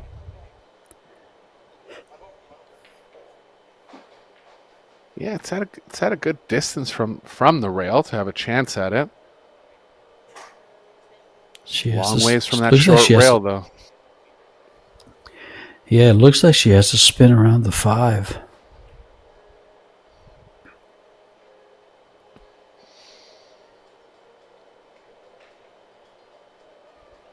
You know, one of the secrets to taking instruction well is just to trust your partner. I think that Definitely. plays well here. Yeah, and you know, being at the level where he can actually execute what he's saying, and as you were alluding to, What a shot. contact. She's definitely good enough on the execution, just needs a little bit of affirmation on the shot choices sometimes.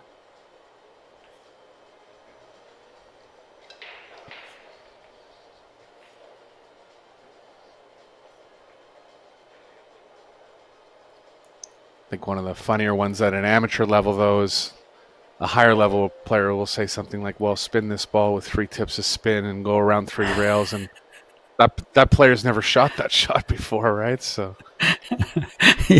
You made me laugh there. Yeah, they'll sit there and look at you and say, what's 3 tips? yeah, right.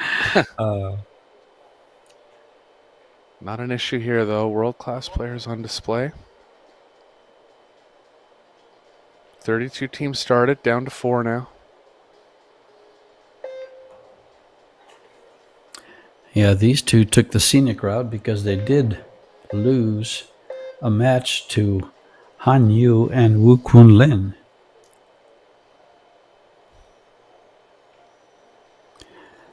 And I looked up a funny stat.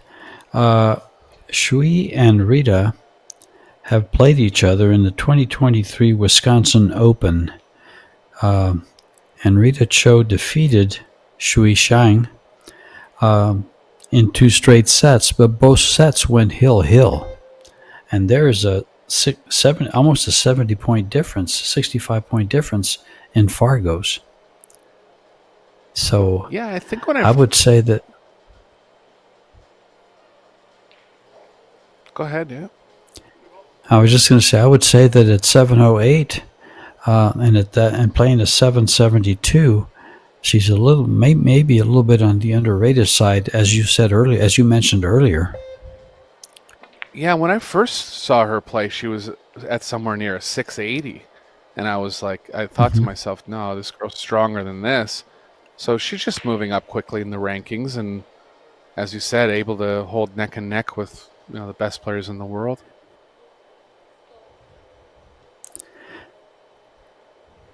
Because Rita Cho has maintained a 770 plus Fargo since I first met her in Austria 3 or 4 years ago when she won the World 10-ball championship.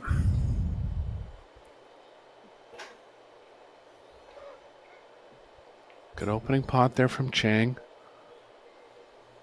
Well, Lechner's going to look for a way to find the cue ball back between the 4-9 here. Could go 1 or 2 rails.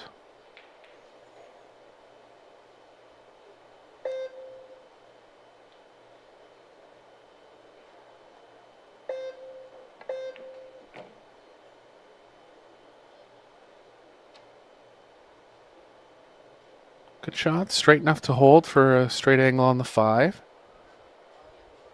Have to develop the cue ball over to the left side of the table for the 6.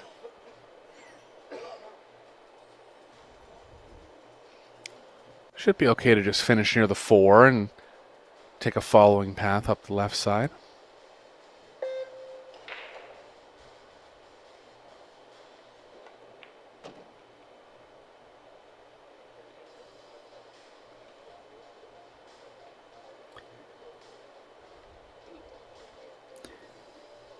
Forward 2 rails here, Eric, to come up for the 6. Yeah, it depends how straight he is. Looks like he actually has a little too much angle. So he's going to have to play a lot of spin even to get over 1 rail. If he was straighter, he'd be going 2 for sure. Yeah. He could go by the 9 like this and play the 6 to the side. Perfect. Yeah, kind of had to. Just had a little too much angle there.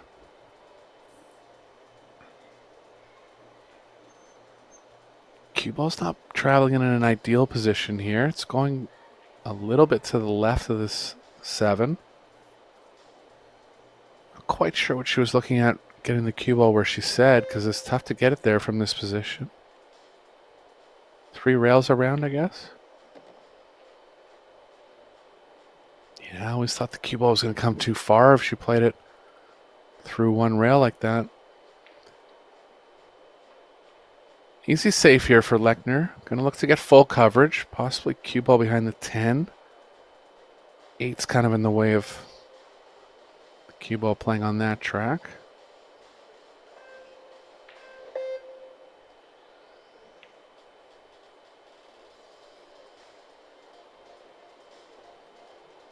But all he could do there. Nice shot. Lined up the 9 perfectly. Hard to do. Got to have the speed just right. Yeah, controlling the exact speed of both balls. Always tough to do. But they've come out strong here, and they've put Ko and Cho in a bit of a deficit. First 2 racks. Beautiful hit. Exactly what she was trying there, and just mirrored the safe right back at them.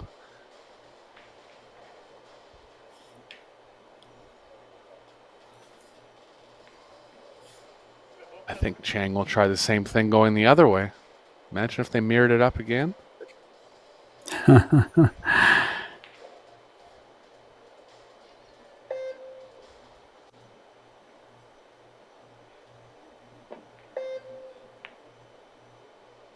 Close. Oh. That's the worst that can happen off that type of kick. And if you look at the way it lays, look how hard it is. You have to hit it just perfect to make the scratch. Yeah. Absolutely just right. I mean, that's a good attempt there. Just needed a little more spin on the cue ball or a little higher up the rail.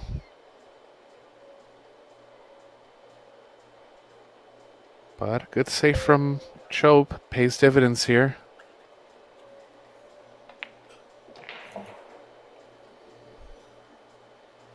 Mistake was really the position from the 6 to the 7. As I was saying, it was going too close to the 7. It was never going to get on it in the pocket she was thinking about.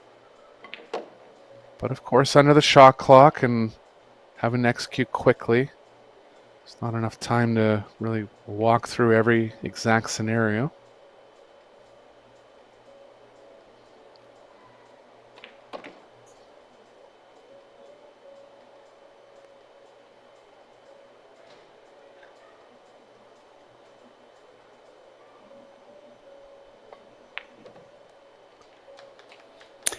And down it goes to tie things up at 1. This team, it just seems to get rolling. From the teams that I've watched break the balls, I think, the breaks have been very limited in making balls from what we've seen. But they get the best spreads on the table, as you can see there. And so if they do make a ball, they rarely have more than one little cluster like that. Those 2 balls that were clustered there, the 4-9, I think. Yeah, Chung hits them very well and doesn't compete as often as some players on the Pro Billiards series, but I've watched him a couple times in this doubles tournament. Generates a lot of power, able to hit the rack square. Cho has a lot of experience in the Pro Billiards series, so she has a few different breaks that she's able to go to.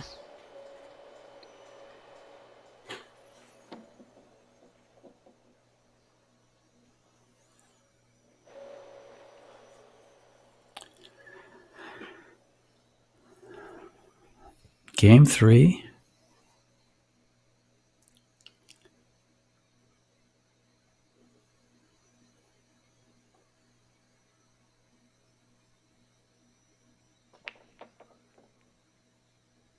Look at that big power. 6 ball flying in the top left. No shot on the 1, but rail first options here. 10 ball is going to make or 7 ball is going to make the pocket for the 1 a little bigger. Cue ball will be traveling the right way towards the 2. I think they're going to go at this kick.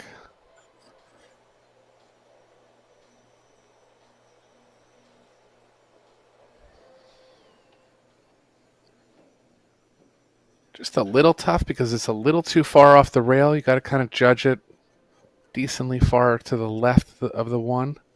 Get the spin right.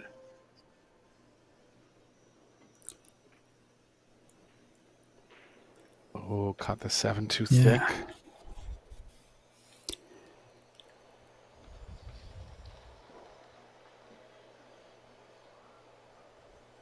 Kind of like Max going around 3 rails with the cue ball here, rail first. Yeah, the 1 was just a little far from the rail. Makes that shot a lot tougher.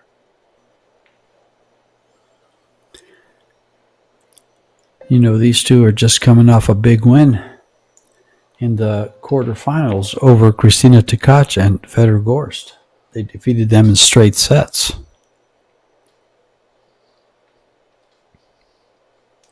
Yeah, one of the pre-tournament favorites there. Yeah. In fact, all 4 of their sets, other than the Tkach Gorst, went to a third and deciding set. So they've been in the mix the whole time. Even in their loss to Han Yu and Lin Lu.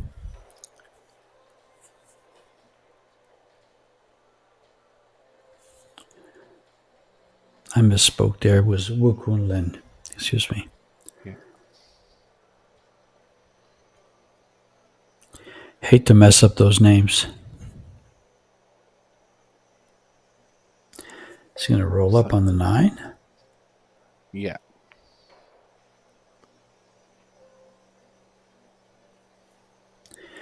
You know, she just, when she sees the shots, she just executes so well. Where there's a nice touch shot like that. Yeah, she just does well.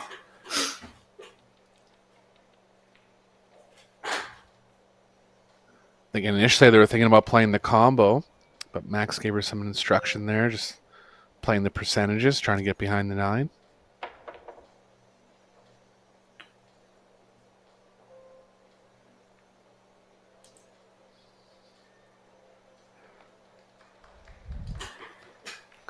Good distance here. Going to be some safe options, likely with the cue ball behind the 7-10.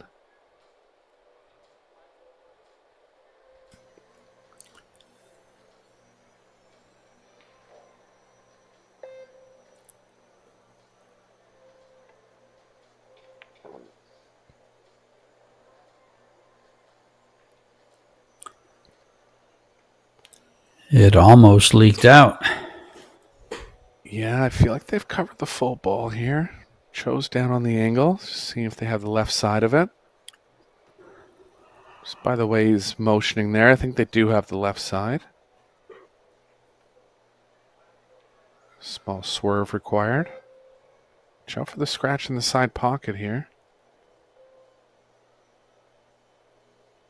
That'll work.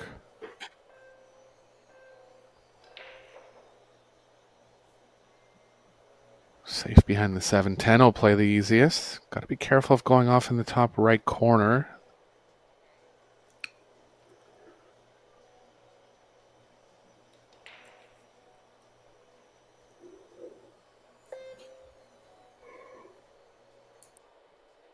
Gonna have to draw it. Makes the feel of the shot a lot tougher.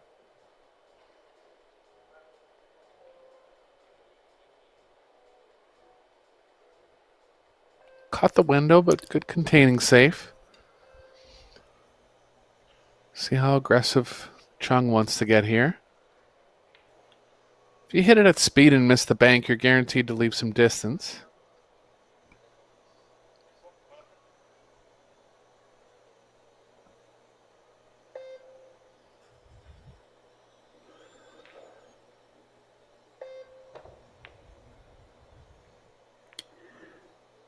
Playing safety all the way, and what a safety he played. Yeah, great shot. So it looks like both teams are gonna err on the safe side here.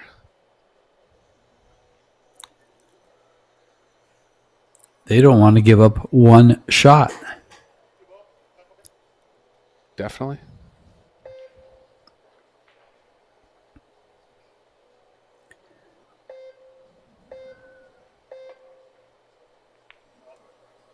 Oh, just barely clipped the 8. Yeah, let's see how they navigate the 7-10 problem. 7 could possibly be available from the smallest of angles, but I think they'll favor trying to open it up at some point.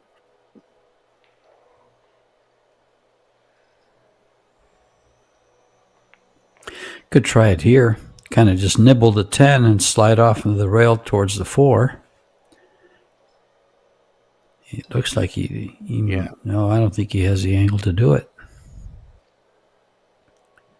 If anything, the cue ball's going a little too far to the right. Oh, yeah.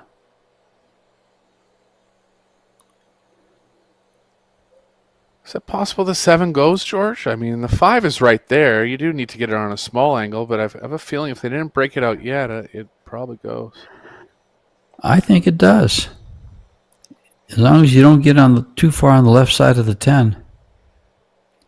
It's going to be a close call, though. It's those kind of shots that you just hesitate to shoot because you just don't want to even look that close. Yeah.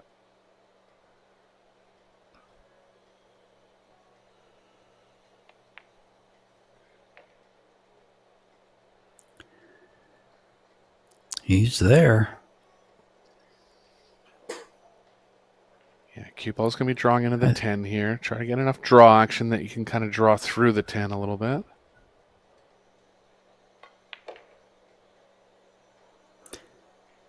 Oh, it was close on a foul. Ref was right there.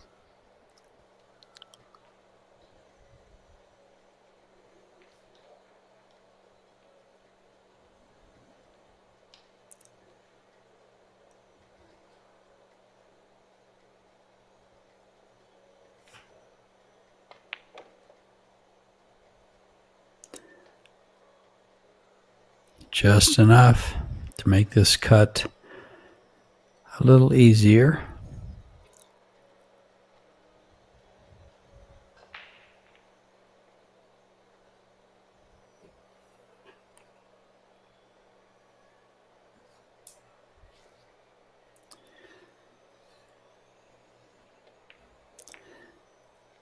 And they are deadly with an open table. Nothing much gets by. You give up the table, and these two will keep you in your chair. Yeah, some good safety exchanges in the last two racks. Cho and Chung getting the best of it for the last... winning the last two.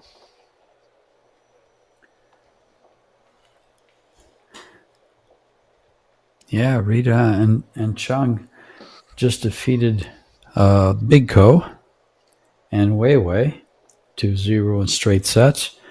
And before that, they took on Jessica Centeno and Jeffrey DeLuna and defeated them in straight sets.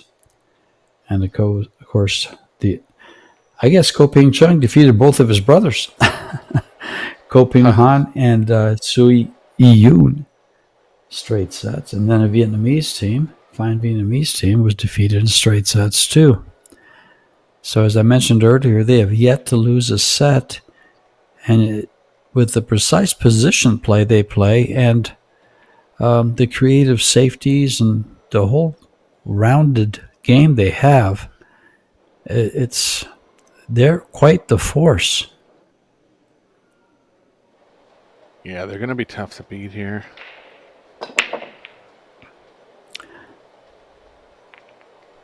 Really need to get the break and run game going to kind of keep them at bay. Tied up rack here. Going to see some tactical play again.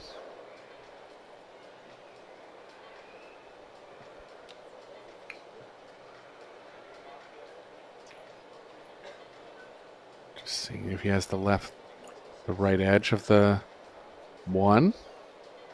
If they do, it'll be fine, and it'll just cut the one in between the 7, 8, 9.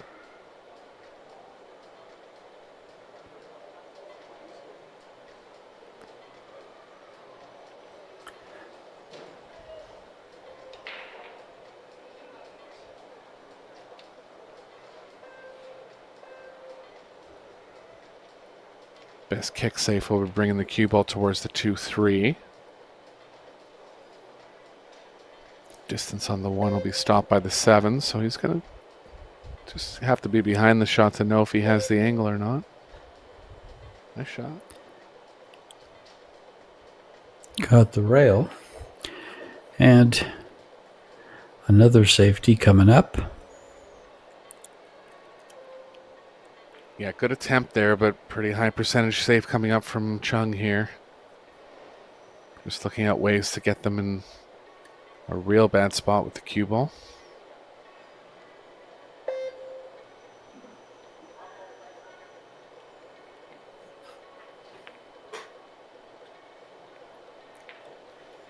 That's pretty bad. This is a tough hit. Yeah.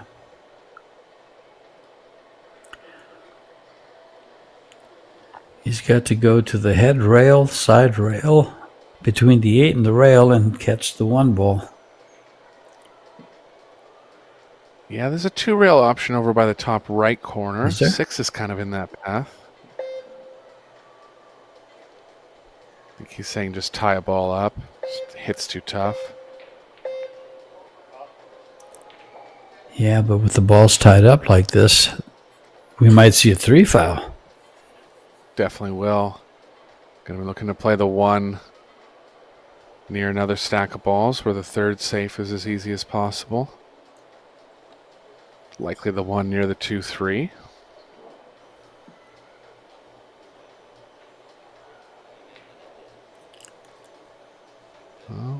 Okay, looking at trapping the 1 a little more than trapping the cue ball. This will be good. The 4 is going to cut off a lot of angles. 8's going to cut off a lot of angles too.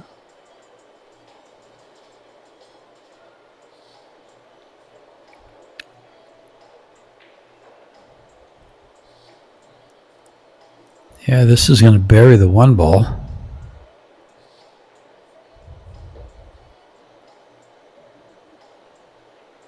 They got what? Maybe I don't know how they can hit this ball. I don't see it yet. Well, there it is. It's off the just past the first diamond from the head of the table on the long rail there, just like he's going. It's a one rail kick. He's got half a ball.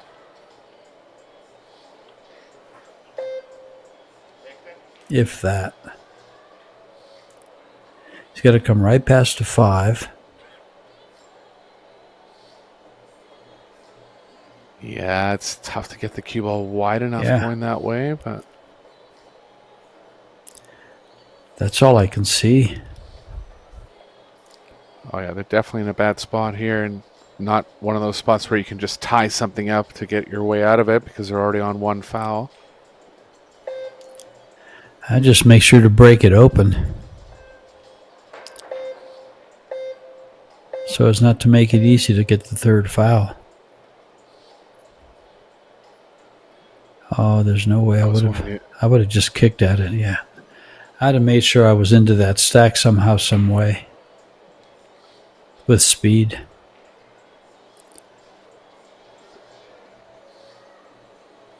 This one's going to be hard to get. Yeah, it's actually not in the best spot here. I mean, he's thinking about playing the one. Yeah, this will work again. It's going to be a similar spot, just using the 4-8 as coverage.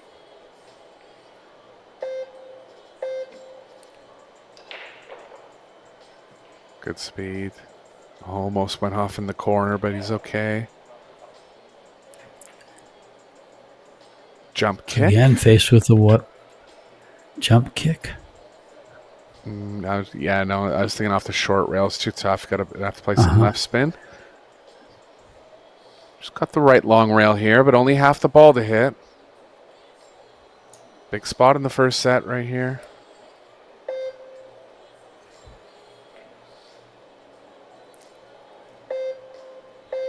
Gotta hit it. Nice shot. Yeah, what a shot.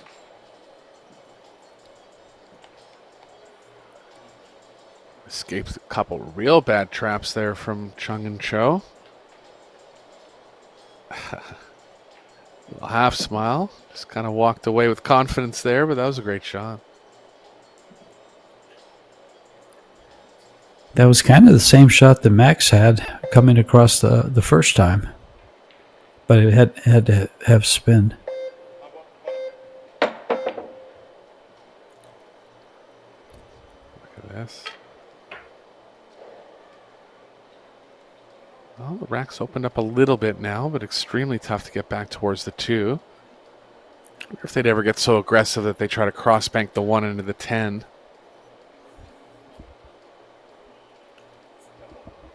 Early 10s do count. I think he's called it. Yeah, gonna create natural distance.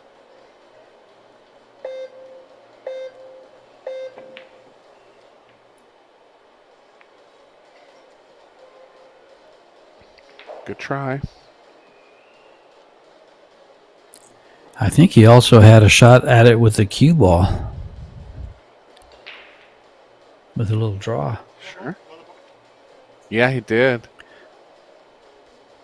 I was thinking about both shots, but yeah, position just wasn't there, so I had to try something on the 10. Gonna try the 10 again. Uh-oh. And you know they're trying the 10 again here. Yeah, the fact that Chung didn't try to get back on the 2 tells me that the 3 is kind of blocking the angle over by the 6 to make the 2 in the top right. So if there's any kind of early win opportunity, both teams will be going for it.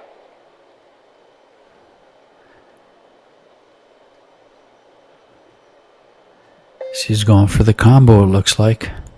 Runs the cue ball up on top of the table. This could hang the 10. Oh, no. Great shot. 2 in a row. 2 outstanding shots to win the game. Yeah, Chang's really coming with some good shots here in this match. And this is what it's going to take from Lechner and Chang.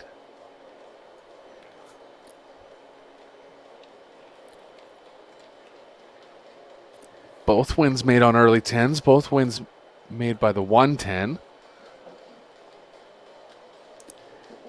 I've listed 4 highlight shots, and Shui has 3 of them, including that 10-ball combo.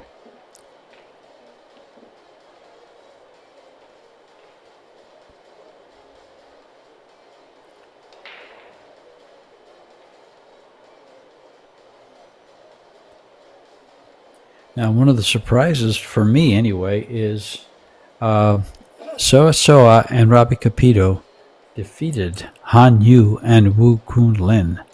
I just didn't see that happening. When I saw that pairing, I thought Wu Kun Lin and Han Yu would make it into the semifinals, and they are actually now playing not the fillers. I'm sorry.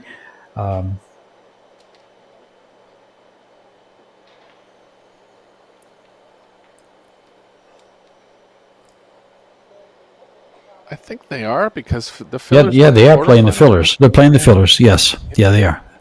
My computer moved on me. The page slipped out, so I had to go back to get it. I didn't want to misspeak.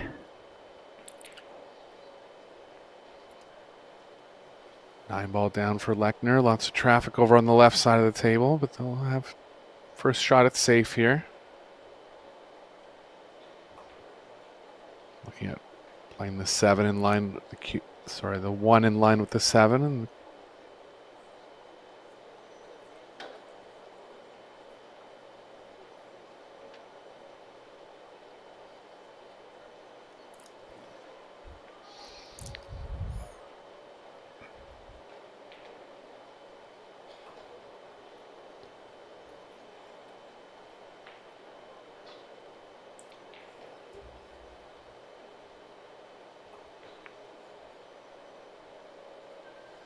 caught a little too much speed. I don't believe she's called the 5. That actually would have been the call. They just didn't think that. They were so focused on getting the 1 in line with the 7, they didn't think about it.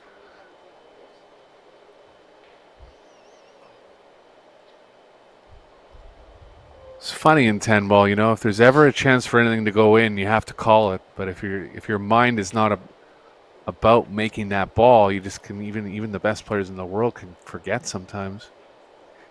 Exactly. I always make that statement. It doesn't hurt to call it. You can't lose anything. For sure. And that was like a fairly obvious one.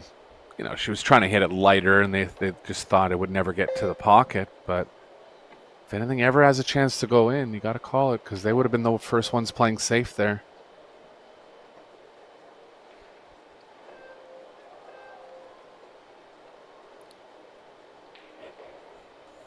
I guess the problem would have been if they actually did get the safe, then they would have had to shoot the first kick too. So that was a little variable there that doesn't come up as often, but generally.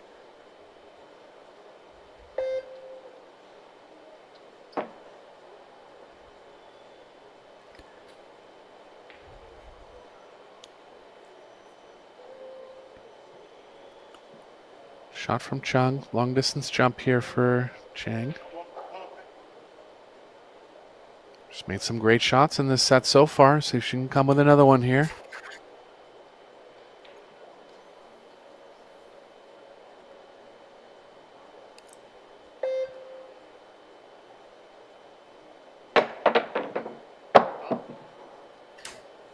Too much power.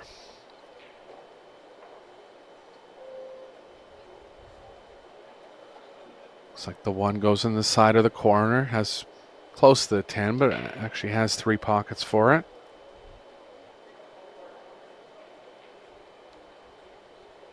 This team is so strong, George. Whenever they have an open table, you just expect them to get through it. Well, not only expected, I think they have. I don't think they've failed more than maybe twice in the tournament. Wow. Well, I might be over-exaggerating that, but I've almost flabbergasted as how well they've come through with an open rack. They've had so many 9-ball runs, 8-ball runs. They've had a break and run in each of the 2 matches I commentated for them.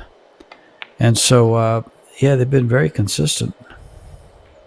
Very consistent. So precise. Yeah, good control draw there from Chung.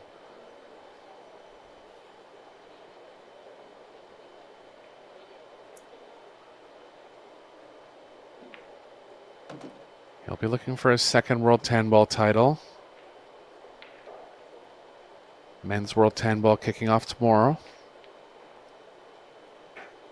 96 players will start the tournament.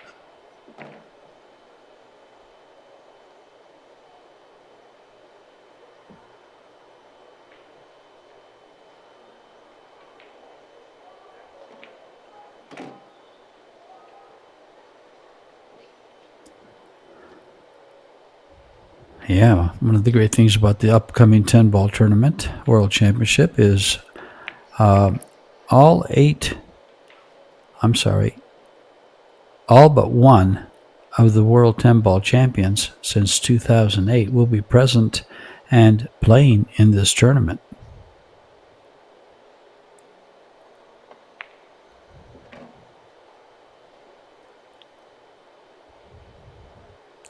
And the one not playing is our athletic director for Predator, Huji Singh. C.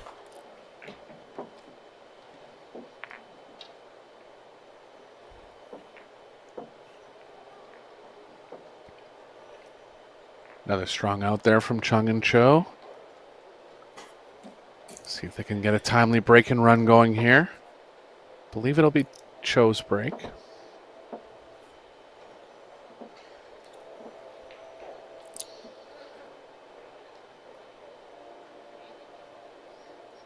Well, they have full access to that. There they go.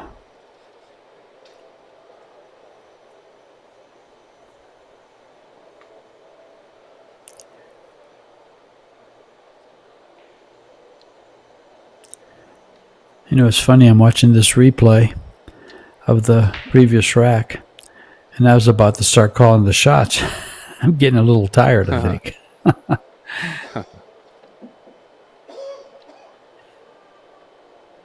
Yeah, a lot of players coming from overseas. They'll have to battle the jet lag. I know Shane Van Boning tried to arrive a couple days early.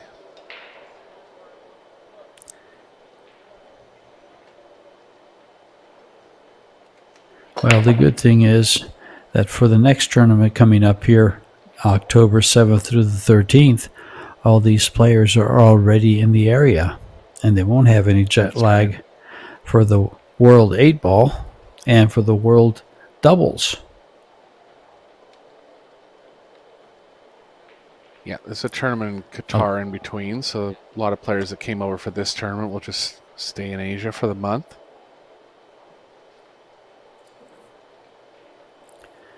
And then there's also the Women's World 10-ball. So, a lot of talent running around Ho Chi Minh City and Bali, Indonesia. And Qatar, as you just mentioned. Yeah, and these being kind of the first two World Championships that Predators produced. Great shot there from Cho. That Predators produced in Asia. Going to see some Asian players that don't make it over to North America as often. AJ Manas is qualified for the main draw. 4 or 5 other notable Filipinos making it through the qualifiers. Yeah, there was only 16 spots available, so 4 or 5 of them got there. 25% of the field, or 25% of the spots were by the Filipinos. Yeah. I think there was like 52 or 53 Vietnamese player in those 96 in the qualifier.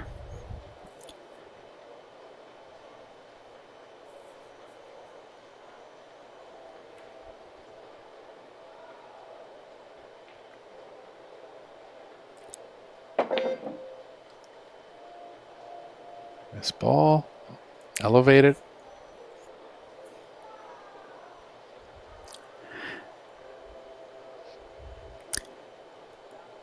In the last match that Cho and Chung played,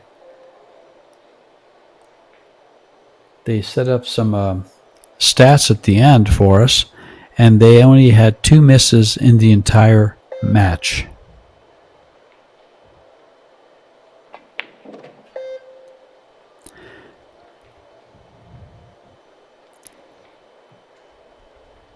Good power stroke there from Lechner. Got her perfect on the 3.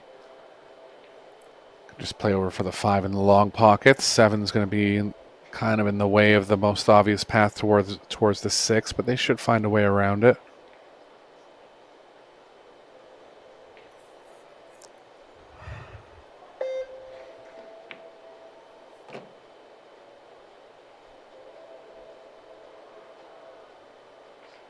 Decent angle. The cue ball's drifting towards the long rail just a little.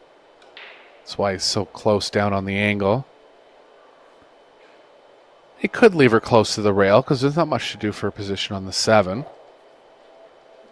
Just taking a look at that now, knows that she will be close to the rail. But as long as she has an angle going to the right, should be okay.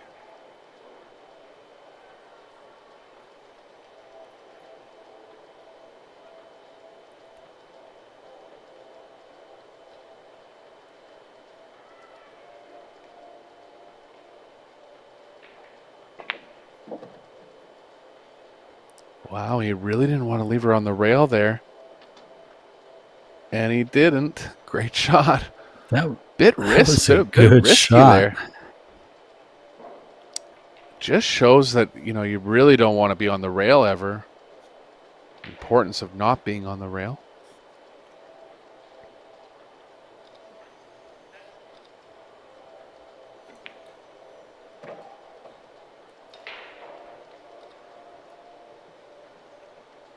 Slightest angle going to the right, I believe. If he has that, position will be pretty straightforward.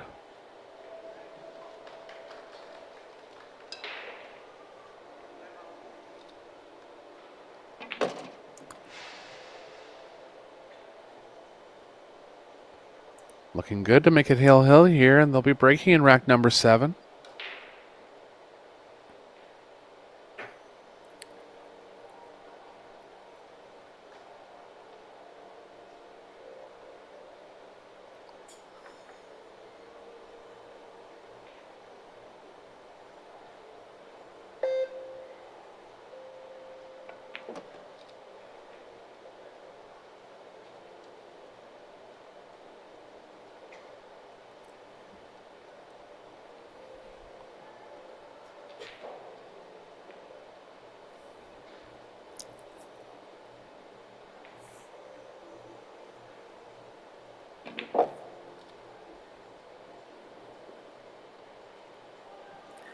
Nicely I done. think Got it's starting to... close to the 10.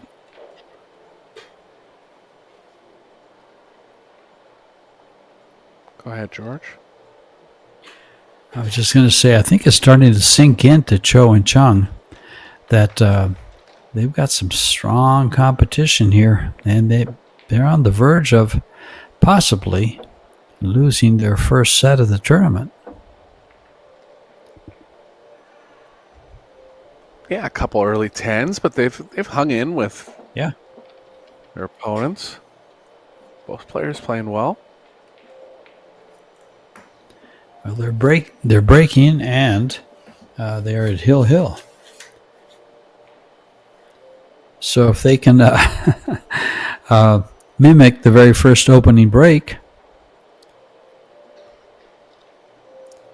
and get that early 110, they could close out the first set.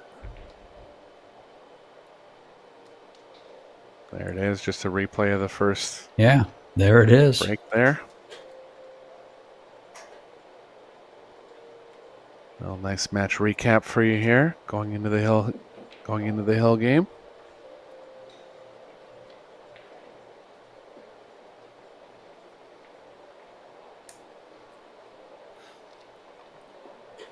And here we are, breaking at 3 games apiece to win the first set.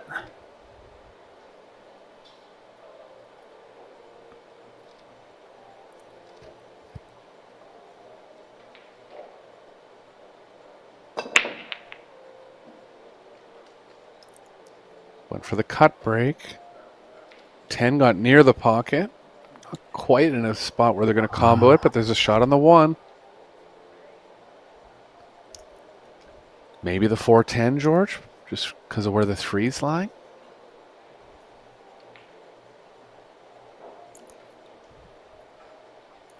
Three's out in the open. I don't see why not, but the run out's there too, so this is a very straightforward layout. In fact, this might be the toughest shot. It's to hold position get for a bunch the of for the left. 2. Yeah.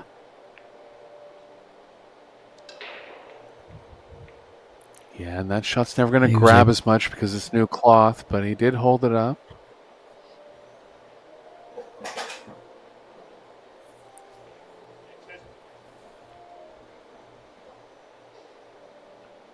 I wonder if they'll take that 4-10. I would never even consider it if the 3 wasn't exactly where it is.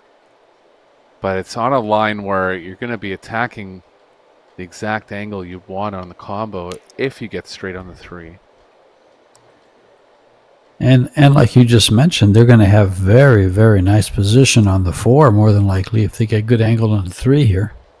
And the angle's there. She's drawing this into the line of the shot.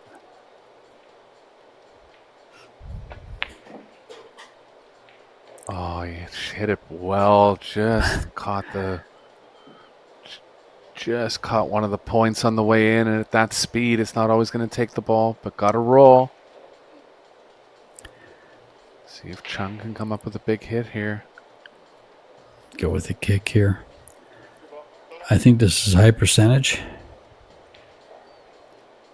Well, 30 or 40. As kicks go. Maybe higher. I'm going to say 50. Would you bet on making that 1 out of 2 times? I'll bet on I would go 1 out of him. 3. I wouldn't bet on everyone in the world to make it that high. But, him That's- being yeah. somewhere in the top 5, I'll bet on him here.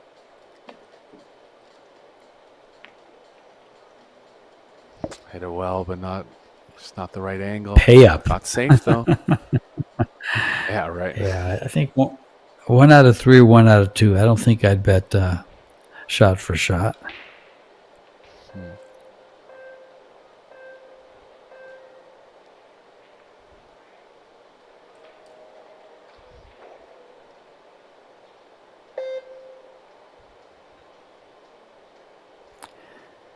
But I liked him making that ball. I thought he'd do it. Needs to go here. Yeah.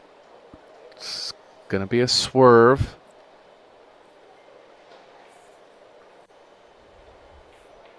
Chung's a strong jumper, so he could consider the jump.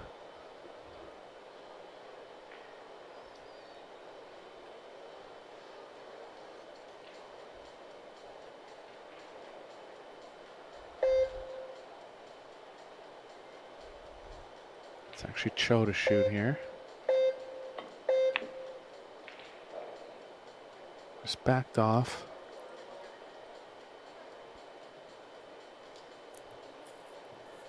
Giving up a shot. It's a tester.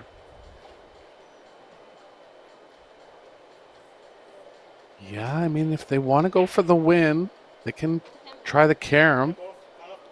They've called it. This is for the set.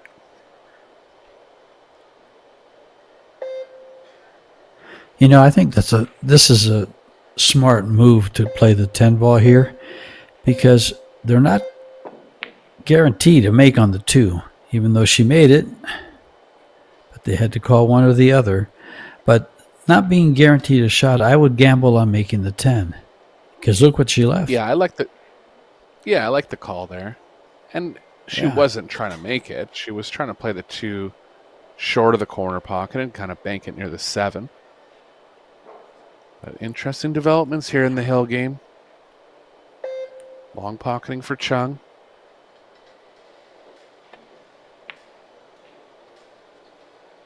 No good.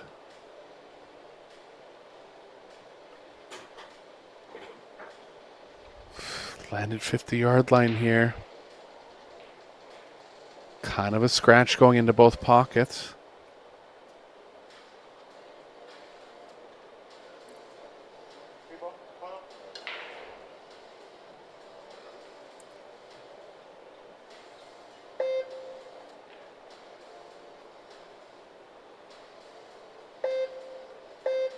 Feels like he can draw out of it. Ooh, that was aggressive. Well, now we're going to see. These two, I don't think will go for the 10. I think these two will go for the run out all day long. But watch them prove me wrong. Yeah, it's just you can't get the cue ball. Not likely enough to get the cue ball on the perfect angle, so they will be just trying to run the rack here.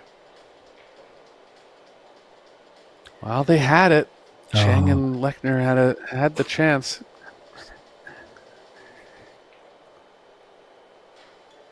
I think it's still okay to go 2 rails with a bit of left spin.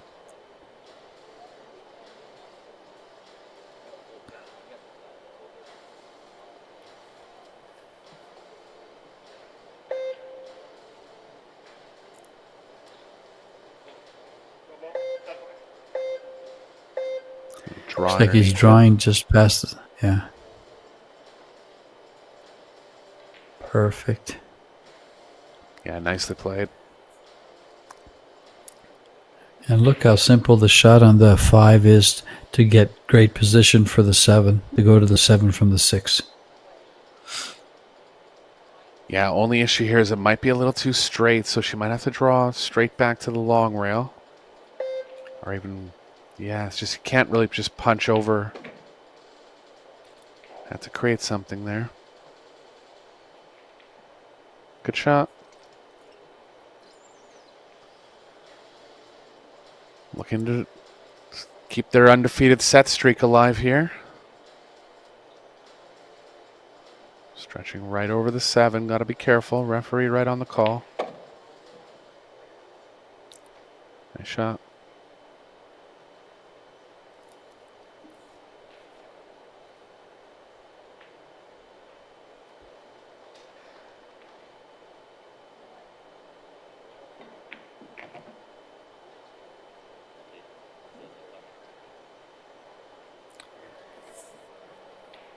Bit of a tester.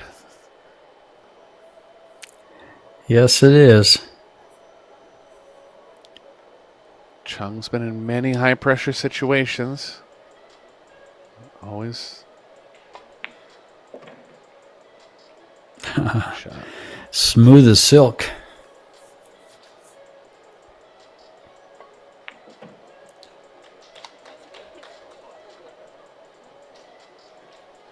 And they maintain their record. No lost sets yet.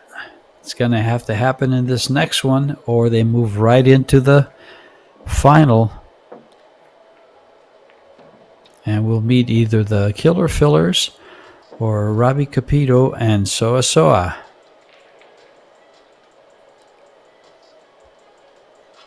Going to a small break here. Keep in mind, folks, that we have the World 10 Ball starting up.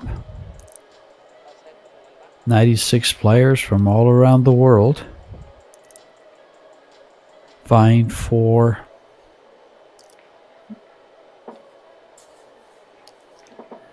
I think it's $70,000 first prize. It's $250,000. Prize money is available. Second place is $40,000. Third and fourth is $17,500. Those are some healthy sums. No doubt. Prize money's increasing every year, George. It's good news for overall game. Good news for the players. Predator really going all out and putting on some great international events. Yeah, and you'll see the same prize fund in a couple of weeks at for the World 8 Ball. So it's going to be a good payday for a couple of players that, if they can perform well in this 10 ball and then the 8 ball. And the biggest thing is the prize funds are getting big enough that if you finish in the top 16, you're still turning a profit, right? And that's something that, Kudo's been battling for a long time. but it's gotten to that level Yeah. that you don't have to win the tournament to turn a profit. Yeah, 9th through 16th in the World 10 Ball is $43.75. So about $4,400.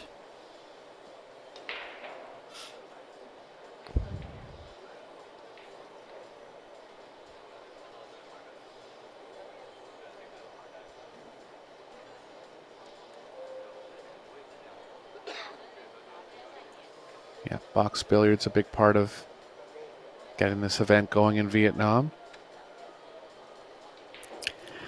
Yeah, and keep in mind that one of the big contenders, of course, for this mixed doubles championships was Frederick Gorst and Christina Tkach.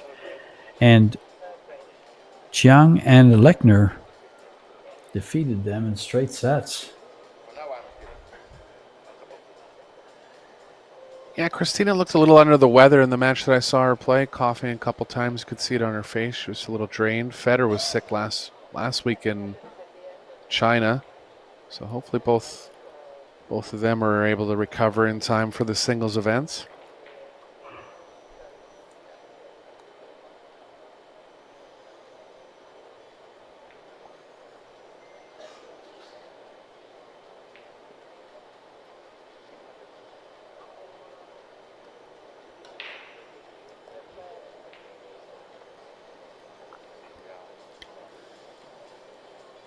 Sponsors for these events, these 2025 Vietnam events, are Yalin, Box Billiards, Kamui, WPA, Samsung TV Plus, Pro Billiard TV, and of course Predator.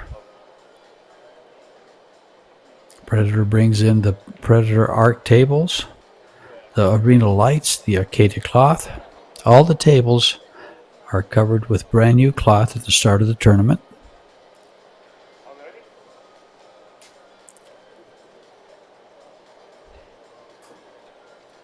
And the referees from the EPBF are using the Predator Aero Rack to hand rack the balls.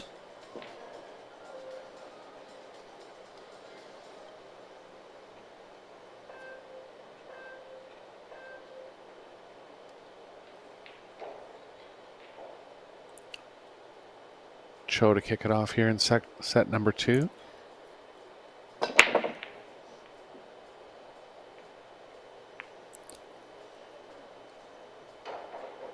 Nice square hit. Nothing down. Shot on the 1 for Lechner. If the 6 goes by the 8, there's no problem. There's no problems. It's just a matter of the correct position, play, and working your way through the racks and holding your nerve.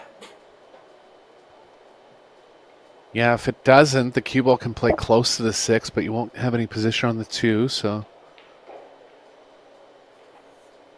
a couple good shots required at the beginning of the rack here.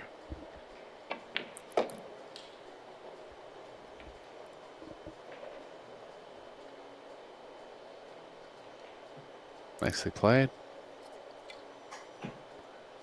Little straight, but she'll be able to cheat the pocket thin to create as much energy going up table as possible. So straight that she's considering rail first.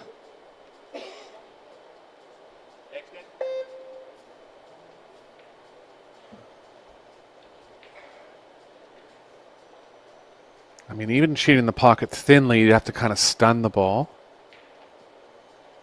It's tough to control that hit exactly. Got a little traffic coming up table with the 6-8 and the 4-9.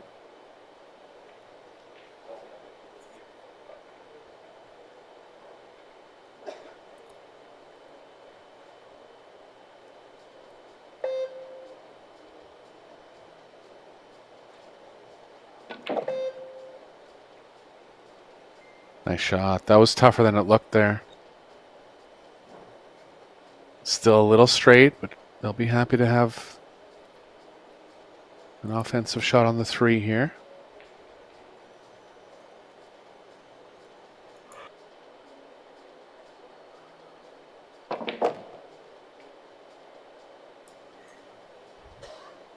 Got a pretty good look at if the 6 passes the 8. I have a feeling it doesn't. There is room on the short side. Don't necessarily have to break it out. And the 5 ball lays very nice. If she can just stop the cue ball in the area of the 4, if he has to move it, he's got the perfect angle to push it to the other pocket.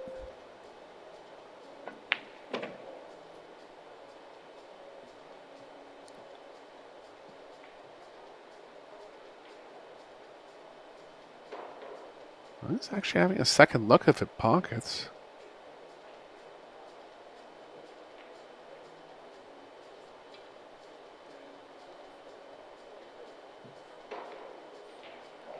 Looks like it does. Have to get the cue ball close here. Definitely not a full pocket.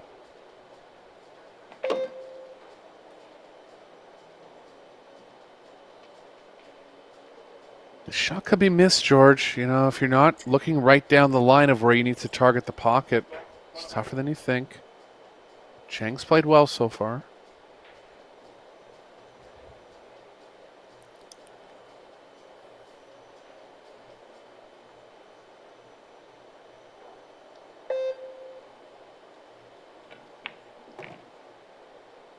Nicely played. Right part of the pocket. A little straight again, but small angle going to the left. I think Lechner will try to get her closer here.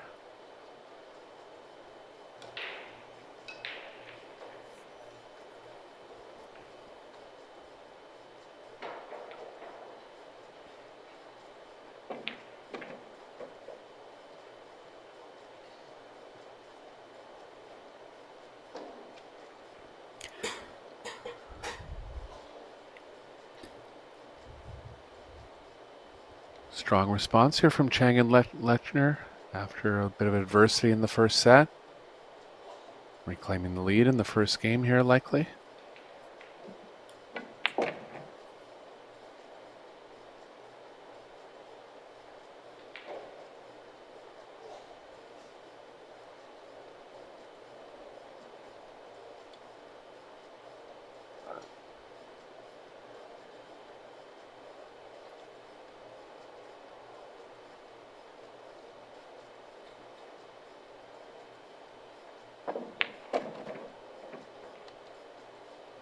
Nice hit, small elevation.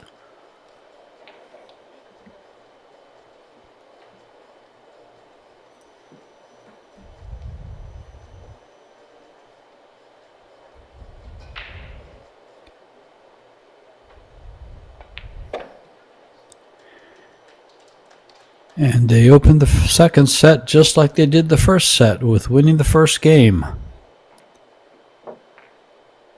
But in the first set, they lost the next 2 until they won 1 and alternated and lost in the end.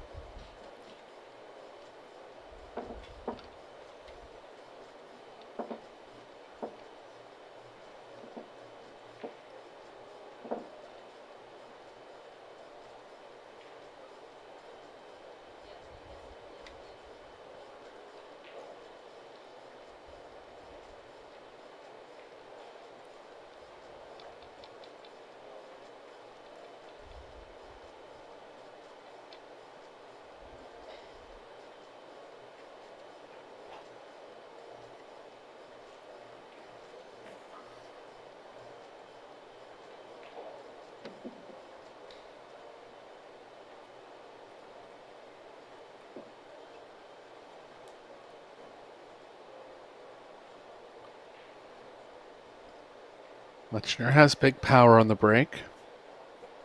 Looking to make the 1 on the right side.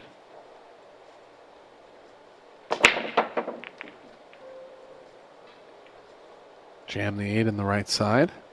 They get a shot on the 1. They are. First break and run chance here. Nice looking rack.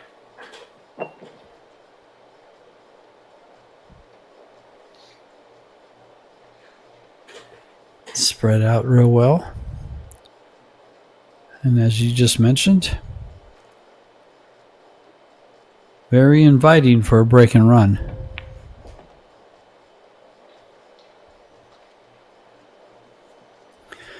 It would be the first one of the match, I believe. Yeah, not including the 110. I thought it was the first one too, but we won't count that early 10.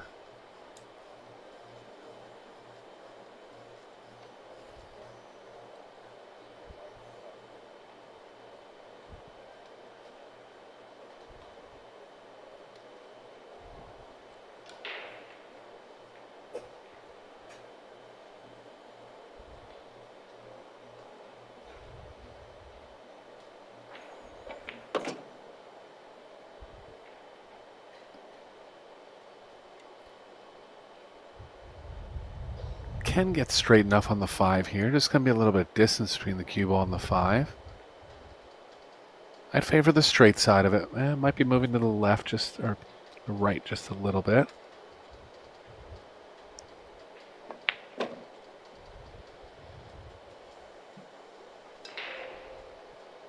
Got really straight. 7's going to play a little big. And I need some left spin here to spin to the right of the 7.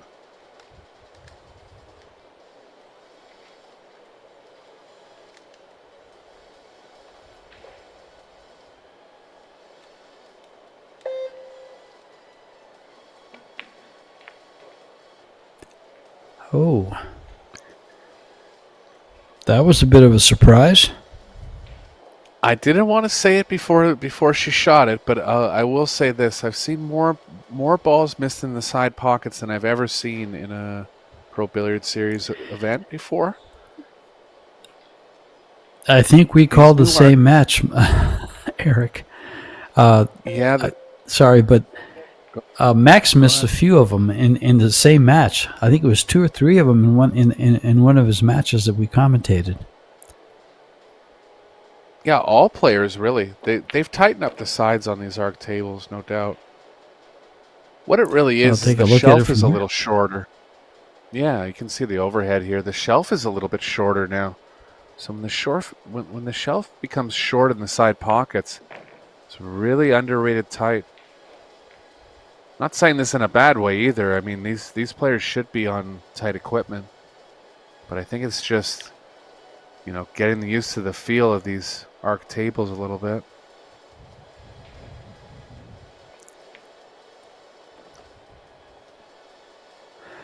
Well, everything I've seen about him has just been very positive. Very positive. See the angle going into the side there off that camera view? That's a small pocket.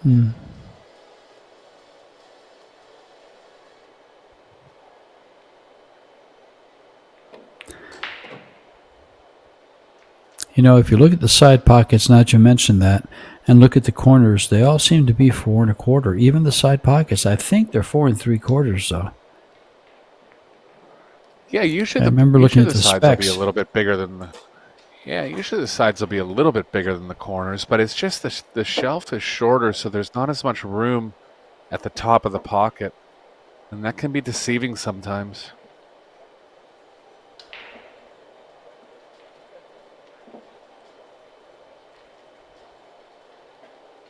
And just having to add that little bit of left spin in there, just caught slightly the wrong deflection. It's enough. Regardless, big miss was a chance to go up 2-0.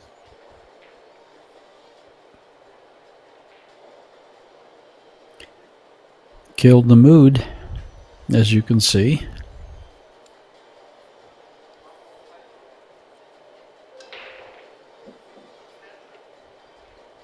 Furthest Chang's been in a major. He's played well, but did have a chance to close out the first set, missing the 2 on the hill.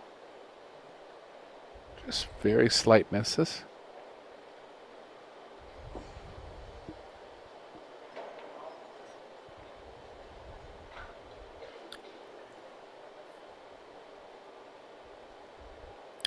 It's been breaking very well, getting great spreads, but not really making a ball most of the time. I think made a ball in the corner pocket. Made the 1 ball. Shot on the 2. Yeah, good result here. And a chance to punish that mistake even more. Gonna have to draw at this ball with speed.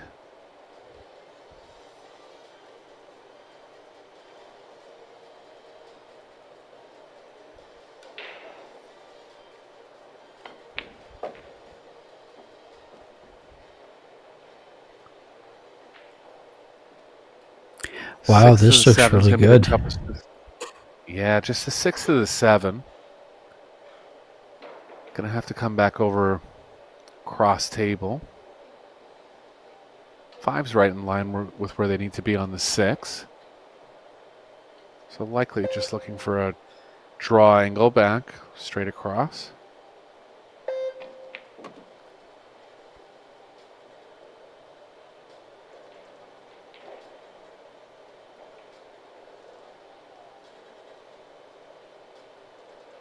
They're thinking about it now. There is following and drawing options. I think I'd favor the drawing one if they can.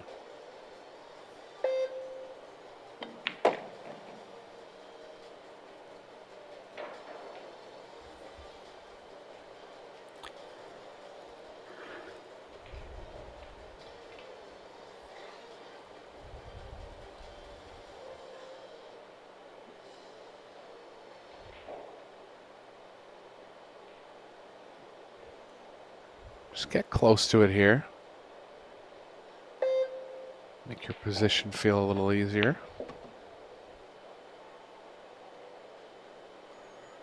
Looks like they got the following one.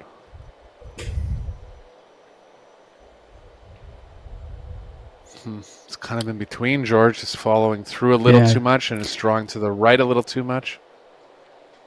She's going to have to come across, hit the rail, and come back. Or will she be drawn? Let me look at this angle again. Well, she's drawn back. Just straight enough to draw. Yeah.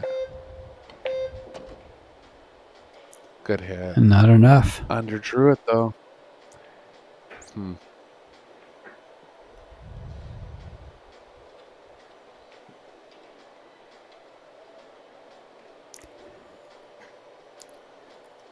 I think I just banked that 7 ball in line with the 10-9 going to the long rail there.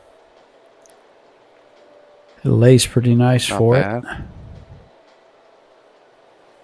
The aggressive plays with the cue ball around 3 rails behind the 8. I think you're right. Just keep it a little more simple.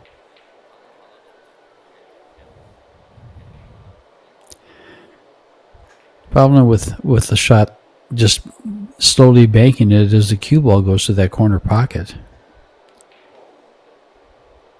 Yeah, he is going to go around 3 rails here. He's going to cut it, yeah.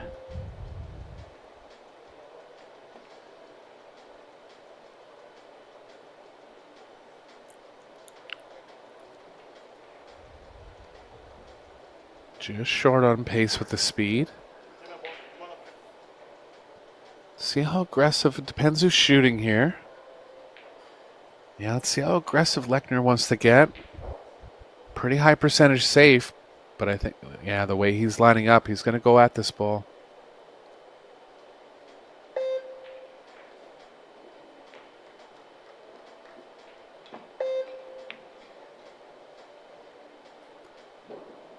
Undercut it, look out for the cue ball. Ouch.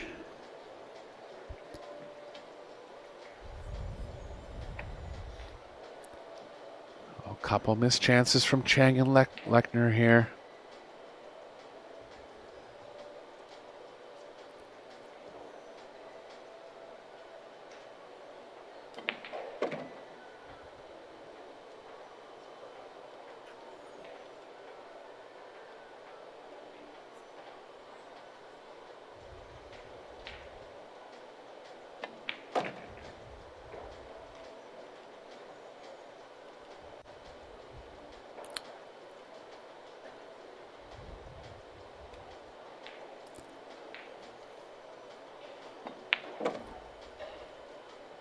Staying in nicely and going to get the lead back.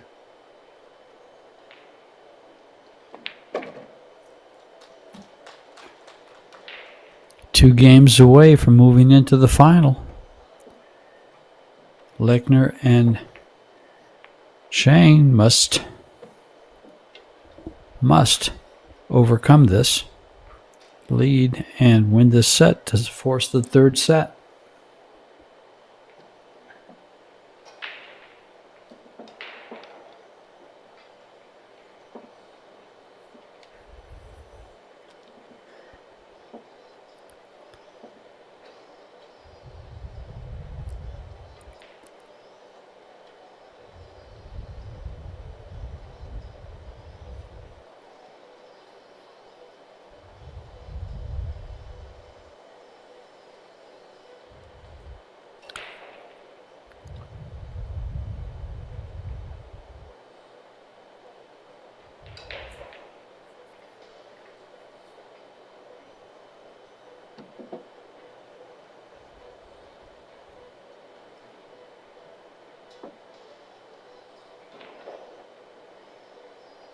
Bit of concerned looks on the faces of Lechner and Chang there.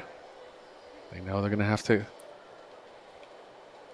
get the advantage back quickly here. Well, they're going to have to get to the table. I think there's a ball on the break.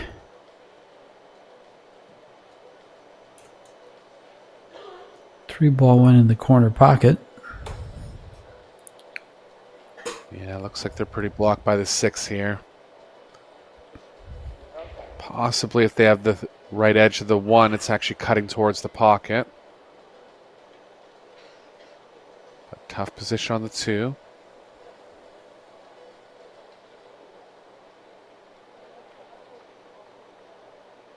I don't think they can see it, so they're going to be looking at push options here.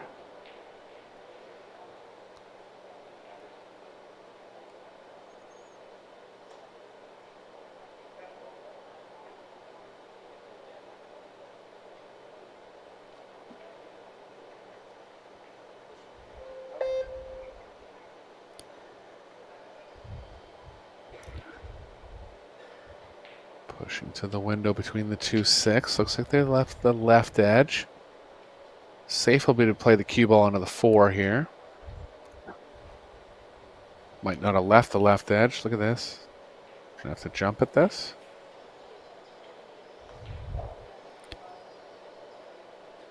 You know, and jumping this shot, if she lands this ball nice and soft on top of the 1, will that 1 go in the corner off the 5? I don't think so.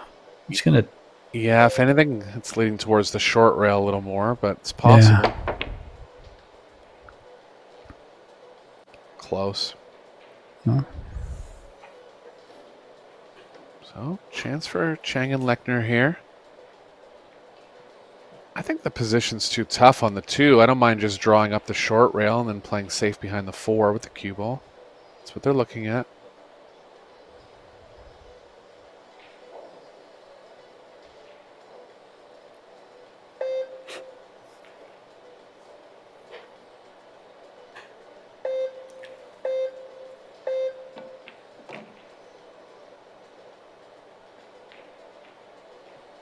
Slightly too much angle to hold behind the 4 here.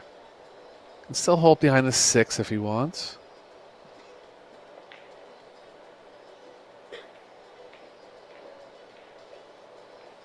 Gonna have to play it with some left spin.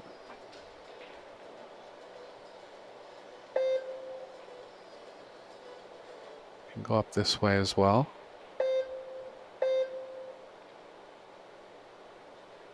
It's a good shot.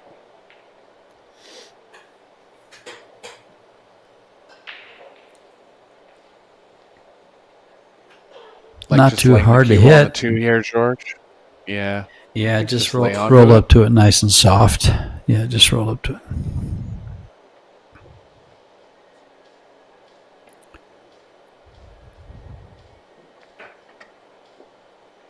Oof, that was close to no rail. Ooh. Max was right there. He's not really questioning it. So Yeah. I think it was okay.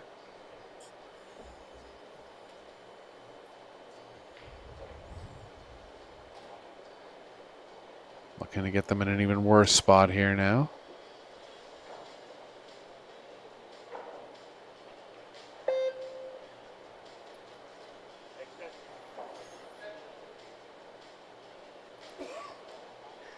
Little Ko and Cho are looking on to this.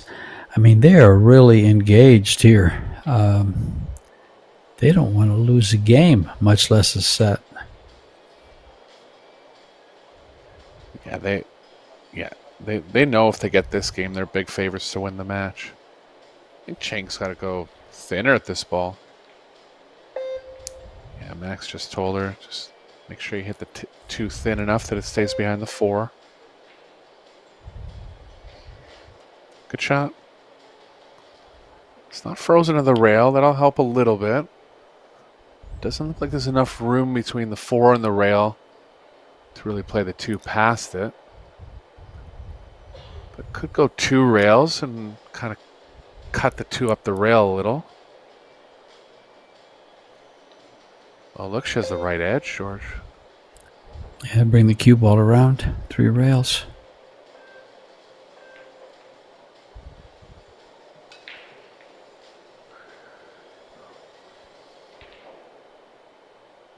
Definitely has the right edge here. Just looking at how much of the ball he has.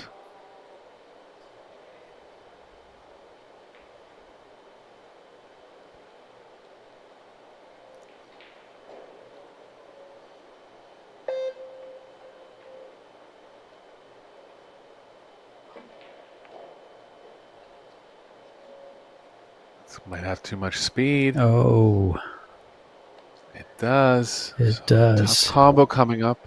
Yeah, tough combo coming up from Chung here, but I think he's going to play it.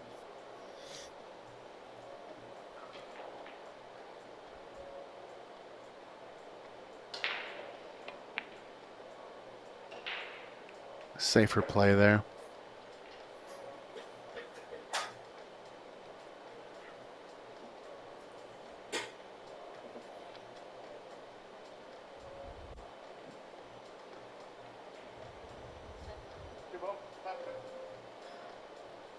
Not much as far as kick safe here. Low percentage to kick it in, so kind of trusting to luck a little bit.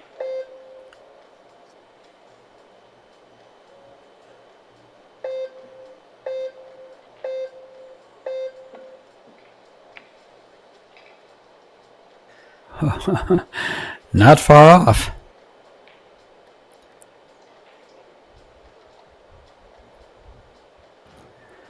Yeah, almost made it there. Good result. Didn't leave anything offensive. But they'll be playing around that 6-8-4 stack again.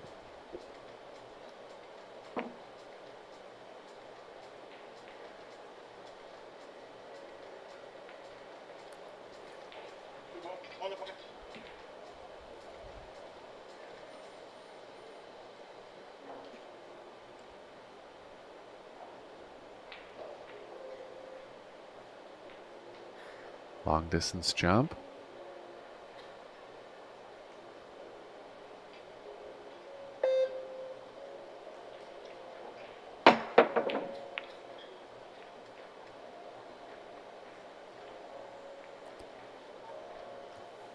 Oh boy, can they see the edge? If they can, that cue ball goes towards the 10. Yeah. We'll have to see a decent edge of it.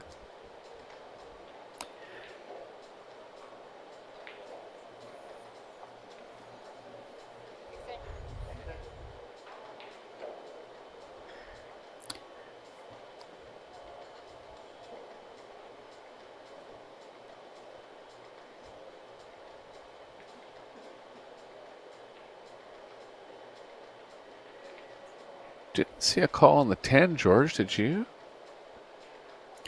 I haven't seen it Really yet. don't believe. Yeah, I really don't believe he's thick enough to cut it right in the pocket. Yeah, I was so thin that he couldn't even draw it over enough.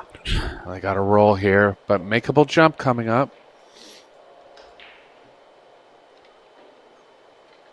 Up to Chang now to pick her team up here.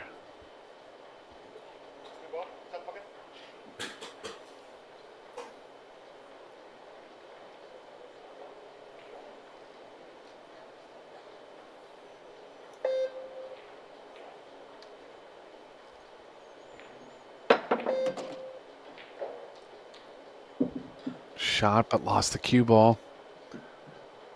Another jump coming.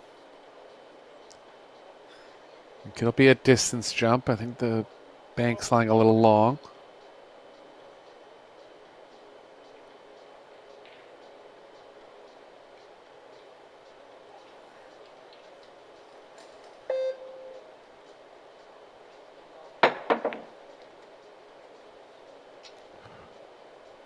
Nicely played, but they're going to leave it. Thin one for Cho here. A little tough to slow down the energy of the cue ball coming back towards the 5. Might try to run into the 5 or the 8.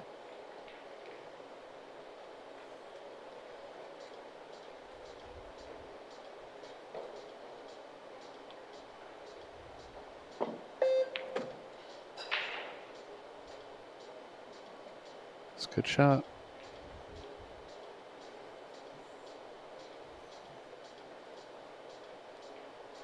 Distance pocketing here for Chung. If it goes down, they're going to be a huge favorite, not only in this game, but in the overall set and match.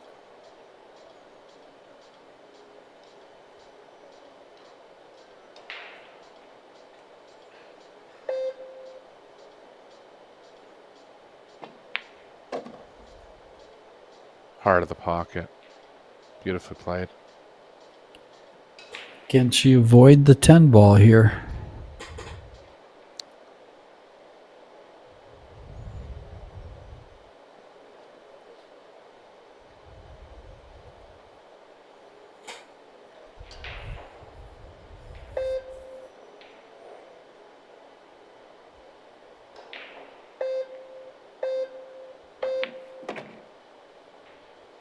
Yeah, couldn't avoid it. Good confident stroke there.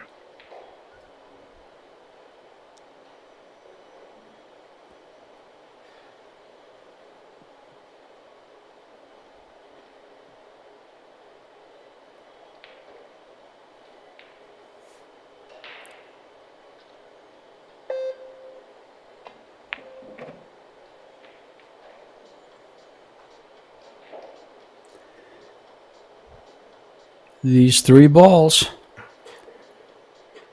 to get on the hill. And as Tim likes to say, the double hill.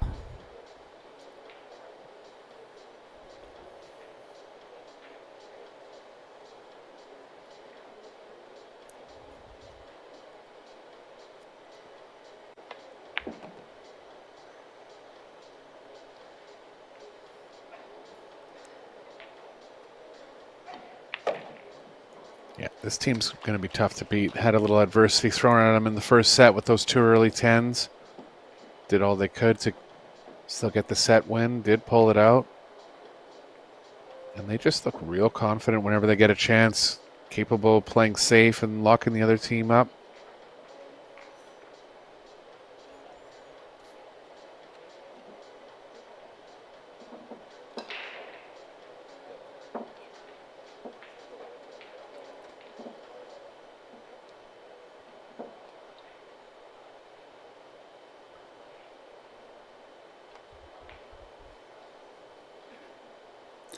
The safety play has been very, very good all the way around, as have been kicks, especially by Shui.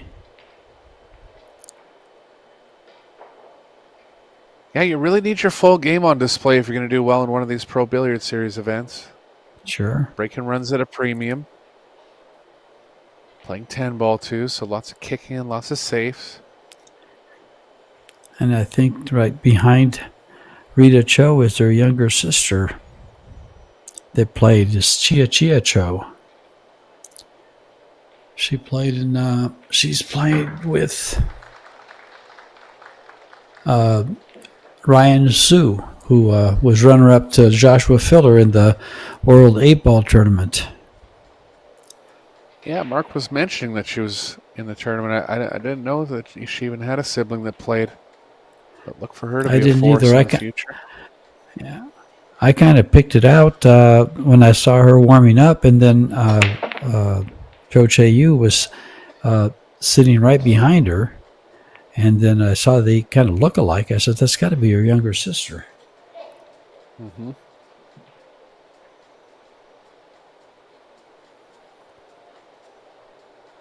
Nothing on the break for Chung.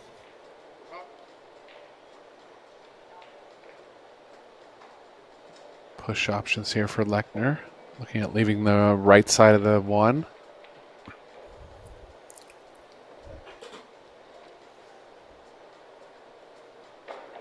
Kind of banking on the cue ball running into the 5 off 2 rails, going back up table. I think they'll shoot at this. Small chance of a scratch, but if you can get the cue ball pretty tight to the corner pocket, it should miss the 5.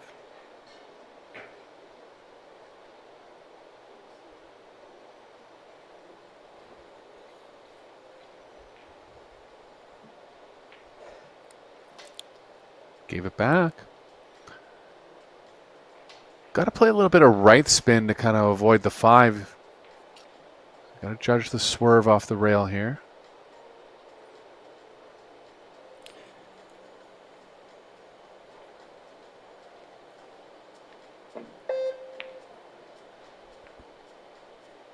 Just missed it. This is going to turn out good. Nice shot.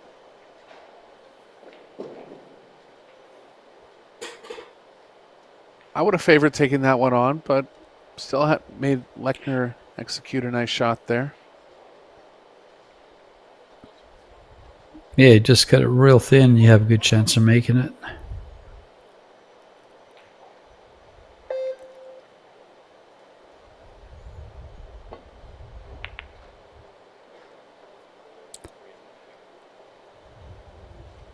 Look at this.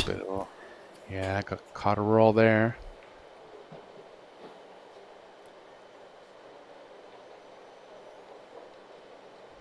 Has to kick at it, even if she has the left side of the one. Nothing good happening off the left side. Might have to play this with a bit of right spin, straightening the angle slightly.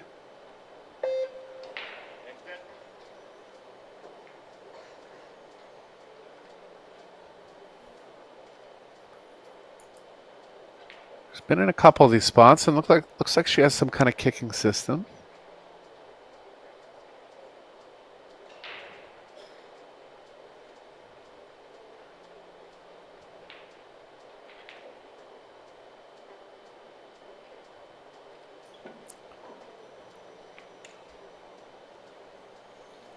Good contact. Did well there. Combo's lined up pretty good. Be a game winner if he's able to get it. But they've erred towards safe in a lot of these spots. I think it's just an overall strategy. You know, if Chung was playing on his own, he knows his run-out capabilities are a little higher. Not that he can't get there with Cho, but there's a couple spots where I thought they'd be more aggressive. It just seems like a strategy for them. They're going to just kind of bide their time, wait for a real solid run-out chance.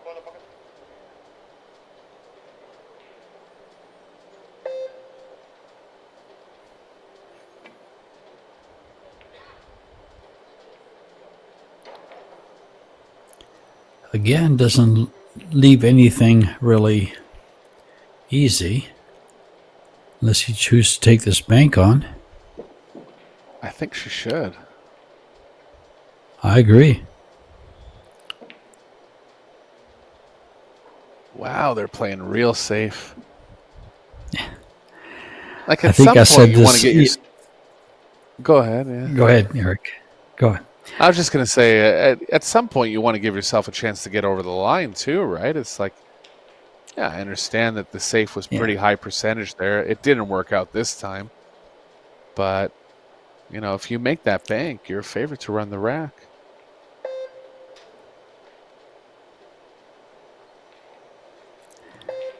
Yeah, they don't want to play any ifs. They want to play certainties. That's going to come up. Oh That's boy. there. Yeah. Certainly That's showed up twice this time. they've. Yeah, that's twice they've gotten a good roll. Just in this game. The stars may be with them. I think you remember you and I doing a couple matches with Cho in Vegas, and she was just extremely defensive, like really just biding her time, Yes. not taking any chances. I'm just a little surprised that Chung is on that game plan as well. But again, I think that they're just, that's their strategy. Well, Ko does play with. He plays that style. If you're coming to the table, you're either kicking or jumping. Yeah.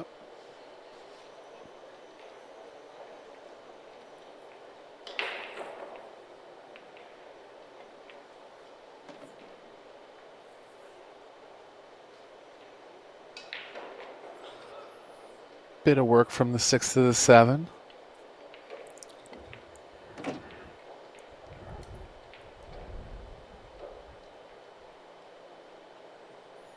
Yeah, I think they might have to get around where she was pointing there and go 2 rails back towards the 7.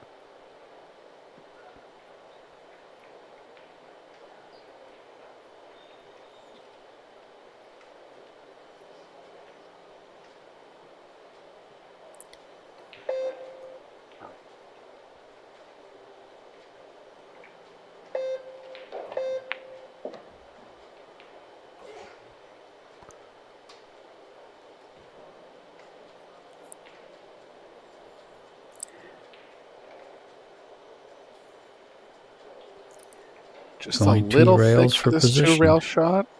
Yeah, but she can get there.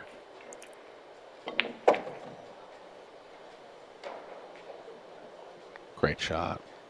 Ideal position. Boy, did she get there. Well, this rack here and these two will be facing the killer fillers in the final, as the fillers have defeated Soa Soa and Robbie Capito, 2 straight sets.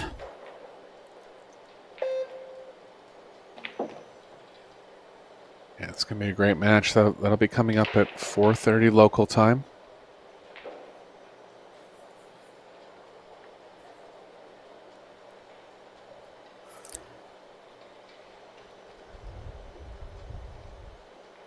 One last shot here from Cho. She's so Right. solid. So solid. A lot of players could jab that shot.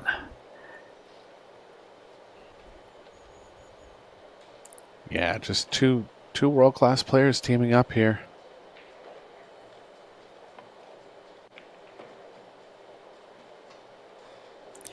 And what funny about this shot is every time I watch them practice, Ko set that up for Cho every time. She would shoot it 2 or 3 times in every practice little 4 balls. And now you know why. And there it is. Wow. Eric, what a match.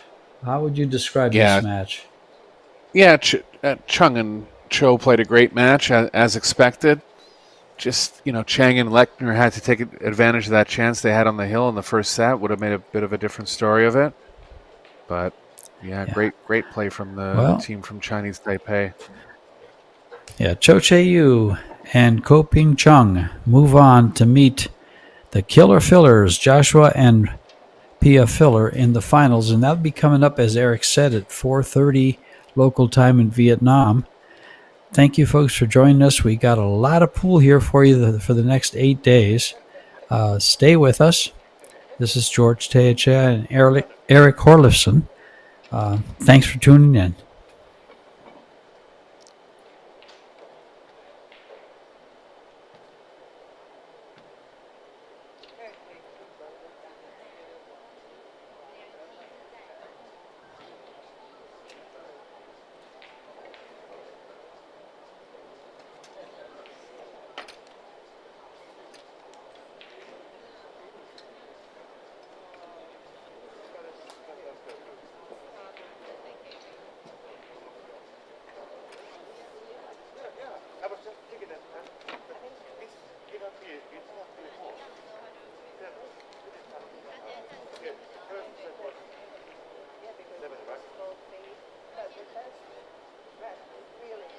Yeah, for safety and second one, yeah.